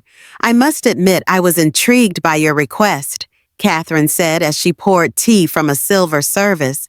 "James speaks of you rarely, and never in terms that suggested a civilized conversation between us was likely." "I imagine not." I replied, accepting the delicate porcelain cup, though I suspect we've both heard carefully curated versions of many truths from James. A flicker of curiosity crossed her face. You're more direct than he described. One advantage of losing everything you thought defined you is the freedom to be authentic afterward. I observed, deliberately establishing a connection through our shared experience of marital dissolution. Your home is lovely, by the way. Post-divorce acquisitions often reflect our truest tastes. The comment elicited a genuine smile. Henry always insisted on dreary antiques, family legacy, and all that. The first thing I did after the settlement was put them in storage and buy furniture I actually wanted to live with. The moment of connection established, I shifted toward the purpose of my visit. I suspect James has presented himself as uniquely positioned to help you achieve certain objectives regarding Eastern Capital. Her expression cooled instantly. I don't discuss my personal relationships or business matters with strangers, Mrs. Morgan, even ones who pour excellent tea. I placed the folder Brian had provided on the table between us. I understand completely. Privacy matters, so does having accurate information before making decisions that could have significant consequences. She eyed the folder warily. What exactly are you suggesting? Only that James has a consistent pattern of telling each person in his life exactly what they need to hear to serve his purposes while withholding critical information that might lead them to different conclusions. I gestured toward the documents. These suggest he's simultaneously advising you on moves against Eastern while using that information to approach Eastern's acquisition targets with competing offers. Catherine's hand hesitated over the folder, conflicting impulses visible in her expression. And I should believe these documents from you, someone with obvious motivation to discredit him, rather than a man I've come to know intimately over the past months. You shouldn't believe either of us implicitly, I countered, but you should verify independently. Your board position gives you access to records of Eastern's preliminary acquisition discussions. Check the dates against James's whereabouts. Ask yourself why a man who signed a non-compete agreement with severe financial penalties would risk meeting with companies on Eastern's target list unless he had something significant to gain or something substantial to fear. The last phrase caught her attention. To fear. I hadn't planned to share this speculation, but her perceptiveness created an opening I hadn't anticipated. James has been attempting to transfer funds to offshore accounts, significant amounts beyond what his current income would support. He's also suddenly showing interest in his unborn child's trust fund after months of indifference. These behaviors suggest financial pressure beyond normal circumstances. Catherine's expression shifted, a barely perceptible tightening around her eyes that suggested more knowledge than she was admitting. That's an interesting observation. Something in her tone made me decide to take a calculated risk.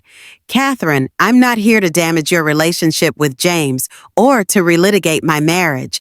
I'm here because whatever is driving his current behavior poses risks to Morgan Financial, to Eastern Capital, and potentially to James himself.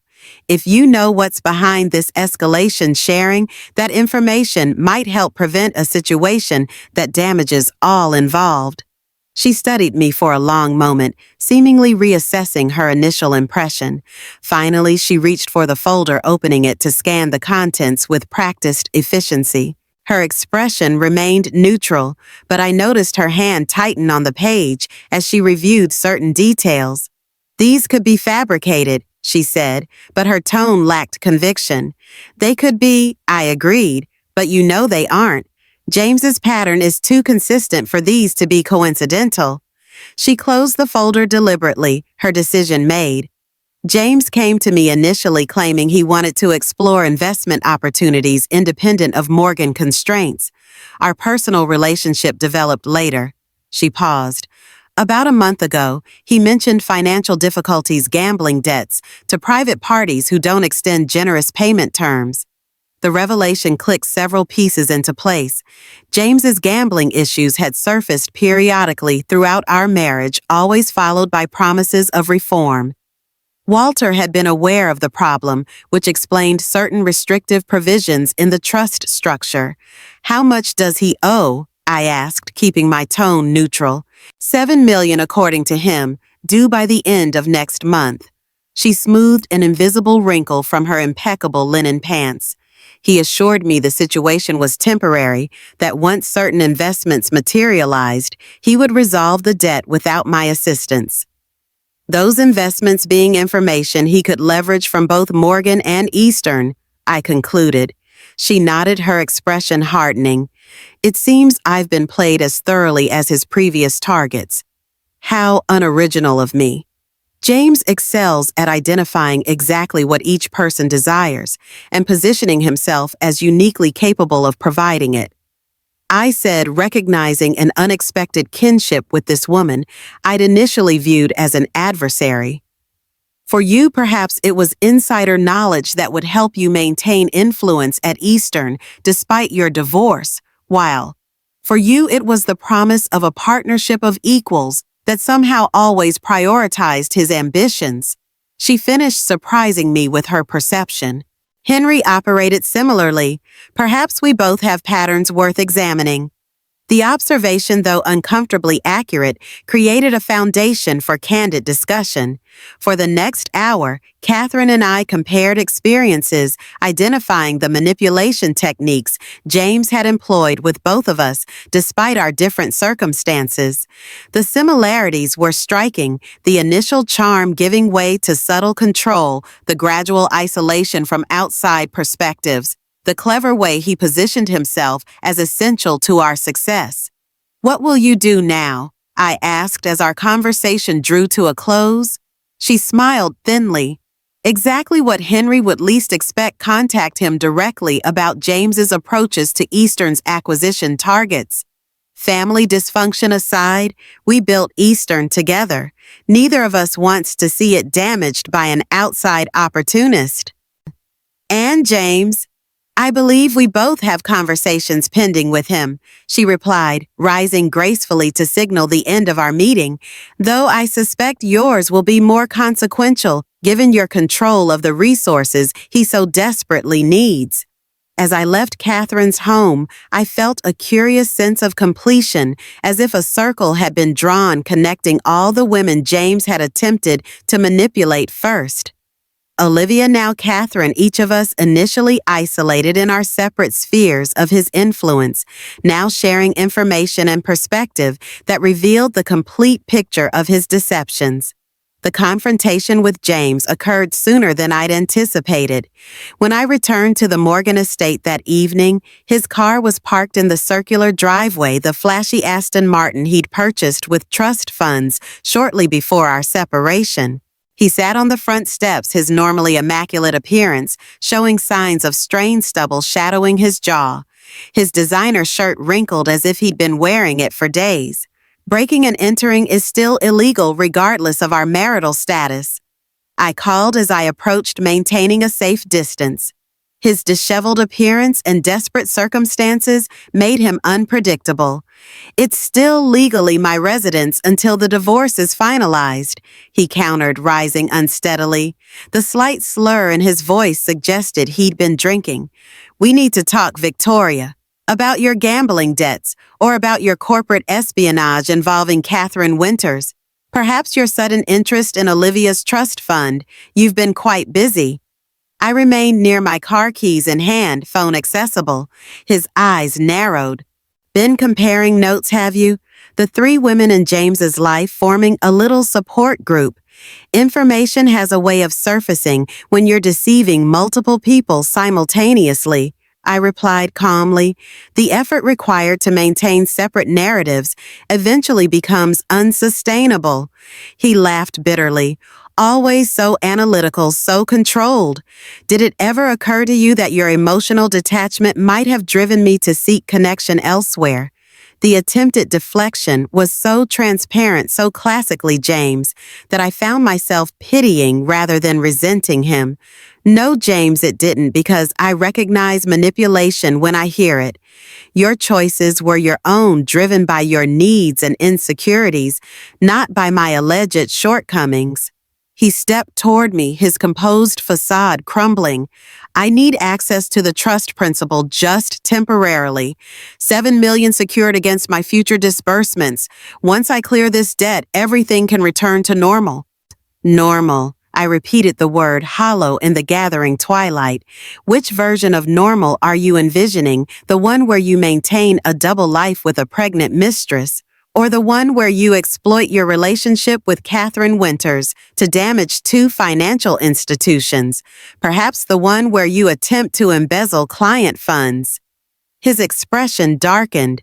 You've never understood the pressures I face, the expectations of being a Morgan. Everything I did was to preserve our position, our legacy. No, James. Everything you did was to preserve the illusion of control while systematically undermining the actual legacy Walter built. I shook my head, suddenly weary of the circular conversation. The trust won't pay your gambling debts. Not now. Not ever. If these creditors are as dangerous as you've implied to Catherine, I suggest you speak with Thomas about legal protection options. Legal protection? He laughed, a harsh sound devoid of humor. These aren't people who respect restraining orders, Victoria. They're expecting payment by the end of next month, and they've made it clear that failure isn't an option. For a moment, genuine concern displaced my detachment. Despite everything, I didn't wish him harm. Then work with Thomas to establish a payment plan with your allowance. Sell assets if necessary. But the trust principal remains protected as Walter intended. James's expression hardened into something unfamiliar, a cold calculation that sent a chill through me despite the warm evening. There's another option. Olivia's trust for the baby as father. I should have some input on those funds. That trust is irrevocable and specifically structured to prevent parental access, I replied firmly. It exists to protect your daughter from exactly this type of situation. My daughter, he repeated, his tone shifting to something gentler, more manipulative. I've been thinking about her, about being involved in her life. I regret my initial reaction to the pregnancy. Perhaps there's a way forward that benefits everyone. Financial support for my immediate situation in exchange for a more active role as a father. The transparent attempt to commodify his relationship with his unborn child represented a new low even for James. Fatherhood isn't a transaction, James. It's a commitment independent of financial considerations. If you genuinely want a relationship with your daughter, that path remains open regardless of your monetary situation. He stepped closer, desperation evident in his movements. You don't understand the seriousness of this situation. These people will take everything not just from me, but from anyone connected to me. The firm, the family name, all of it could be compromised. Then perhaps it's time to face consequences directly rather than manipulating others to shield you from them, I suggested quietly. I'll ask Thomas to help you explore legitimate options for addressing these debts, but I won't compromise Walter's legacy or your daughter's future to solve problems created by your choices. For a moment, I glimpsed raw vulnerability beneath his carefully constructed persona. The frightened boy who had never quite lived up to his grandfather's expectations, who had sought external validation through increasingly risky behaviors. In that instant, I understood James more clearly than I had during 12 years of marriage, a man trapped in patterns established long before I met him, endlessly seeking and never finding the security and approval he craved. I could contest the trust, he threatened the moment of vulnerability passing. Challenge Walter's competency when he made you executor. You could, I acknowledged, but the legal proceedings would freeze all disbursements during litigation, including your monthly allowance. Is that really the outcome you're seeking? The logic penetrated his desperation, his shoulders slumping slightly as the futility of his position became clear. Then what am I supposed to do? Start over. I said simply, accept the consequences of your actions, work with what you legitimately have, and build something authentic rather than maintaining illusions. As I spoke the words, I recognized they reflected my own journey over the past months. Accepting painful truths, working with available resources, and constructing a life based on genuine capabilities rather than external expectations. James stared at me for a long moment, something like recognition flickering in his eyes. You've changed? I've become more myself, I corrected gently. The woman you married was always there, just overshadowed by the role I thought I needed to play as Mrs. Morgan. In the fading light of day, standing on the property that had once represented our shared life, James and I reached the true end of our relationship, not through legal documentation or public announcement, but through the mutual recognition that the bonds between us had been severed not by betrayal alone, but by our divergent responses to that breaking point. I had chosen growth painful but genuine. James continued seeking escape through the same patterns that had created his problems initially. Our paths, once entwined, now led in irreconcilably different directions. I'll have Thomas contact you tomorrow about options for addressing your financial situation, I said, moving toward the house. In the meantime, I suggest you speak with Catherine.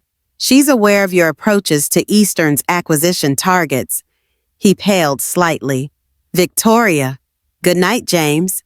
I interrupted, no longer interested in his explanations or justifications. Make better choices.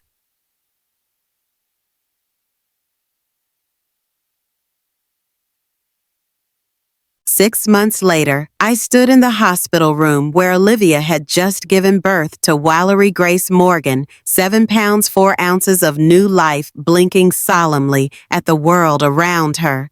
Despite an invitation, James had not attended the birth. His attention focused on the structured repayment plan for his gambling debts that Thomas had negotiated with his creditors. The trust I controlled now funded not just Morgan Financial's expanding sustainable investment portfolio, but also a separate foundation supporting women rebuilding their lives after relationship trauma. Catherine Winters surprisingly had become a significant contributor to that foundation, our unlikely alliance evolving into mutual respect. As I held Valerie Grace, her tiny fingers wrapping instinctively around mine, I reflected on the extraordinary chain of events triggered by Olivia's accidental appearance at my birthday celebration. What had initially felt like the most humiliating moment of my life had ultimately initiated the most profound transformation, freeing me from a marriage that diminished rather than enhanced my capabilities, connecting me with women who understood the specific challenges of James's manipulation, and positioning me to protect this innocent child from the chaotic patterns of her father's making.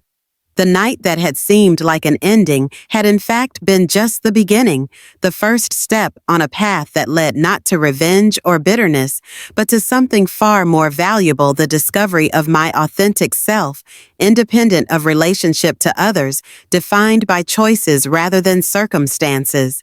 She looks just like Walter around the eyes, Olivia remarked, watching me cradle her daughter. I found some old photos in a magazine article about the Morgan family history. I studied the infant's face, noting the distinct Morgan features, the same eyes that had gazed out from Walter's portrait in the Morgan Financial lobby, observing generations of financial decisions with quiet wisdom. She does, I agreed. She has his penetrating gaze already, like she's sizing up the world before deciding what to make of it. Do you think she'll have his financial sense too? Olivia asked, only half joking. I hope she inherits his integrity, his vision, I replied, gently stroking the baby's cheek. The financial sense we can teach her. Olivia's business courses were already bearing fruit.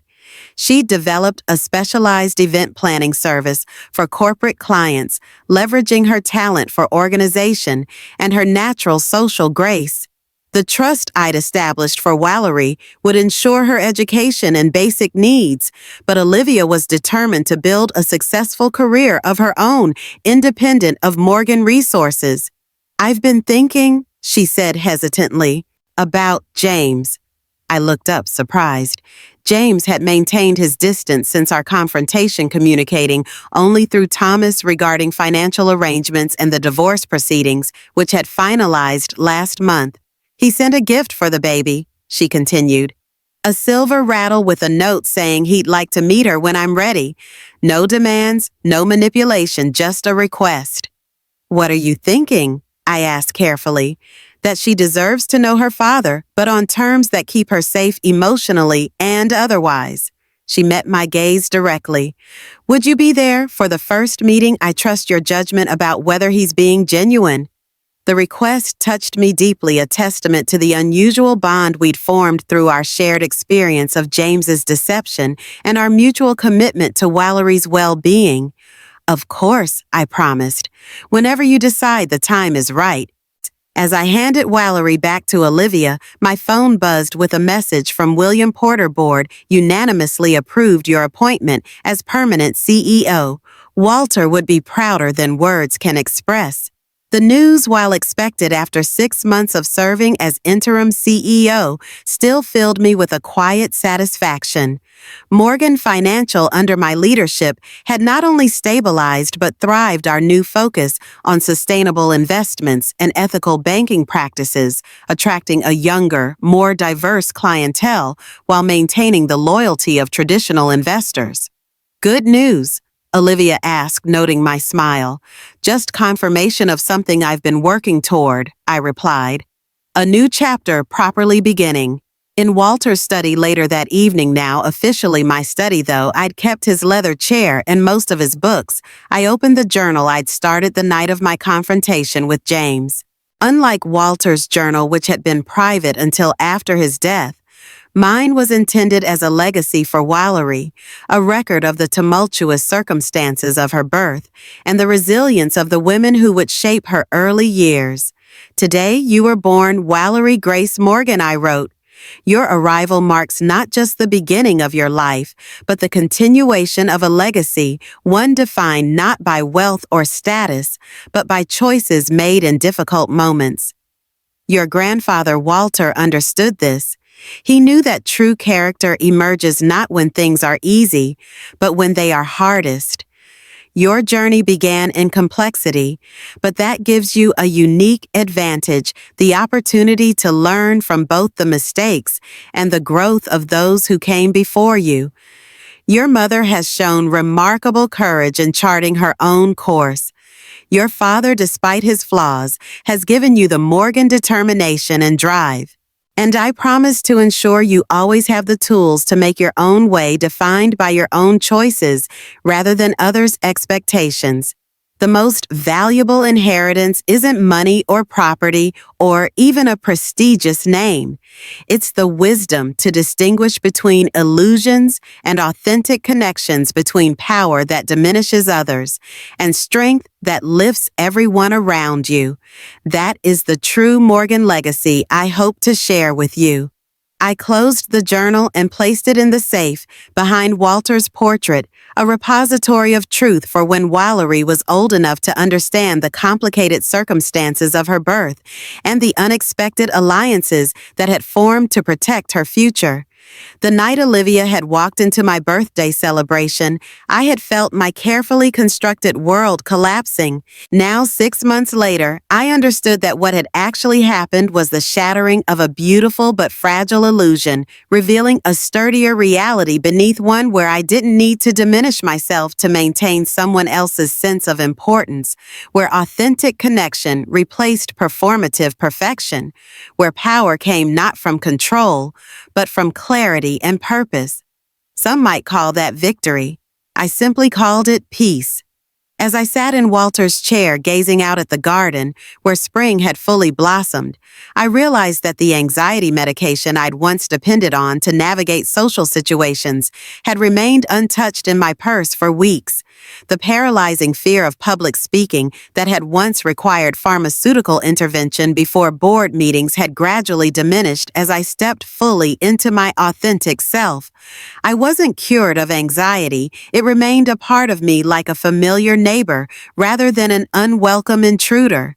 But I had learned to recognize its voice without allowing it to dictate my choices. In embracing my vulnerability rather than hiding it, I had paradoxically found a deeper strength, one rooted in self-acceptance rather than external validation. Tomorrow would bring new challenges, a major acquisition to finalize a foundation initiative, to launch a tentative first meeting between James and his daughter to navigate. But for the first time in years, perhaps in my entire life, I faced the future not with fear of inadequacy, but with quiet confidence in my capacity to meet whatever came next.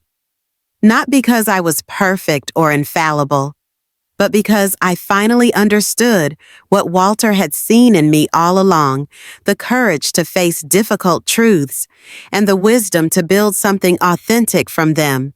The night that had begun with betrayal had ultimately led to belonging not to someone else's expectations, but to myself. And that, more than any financial empire or social position, was the true inheritance worth protecting.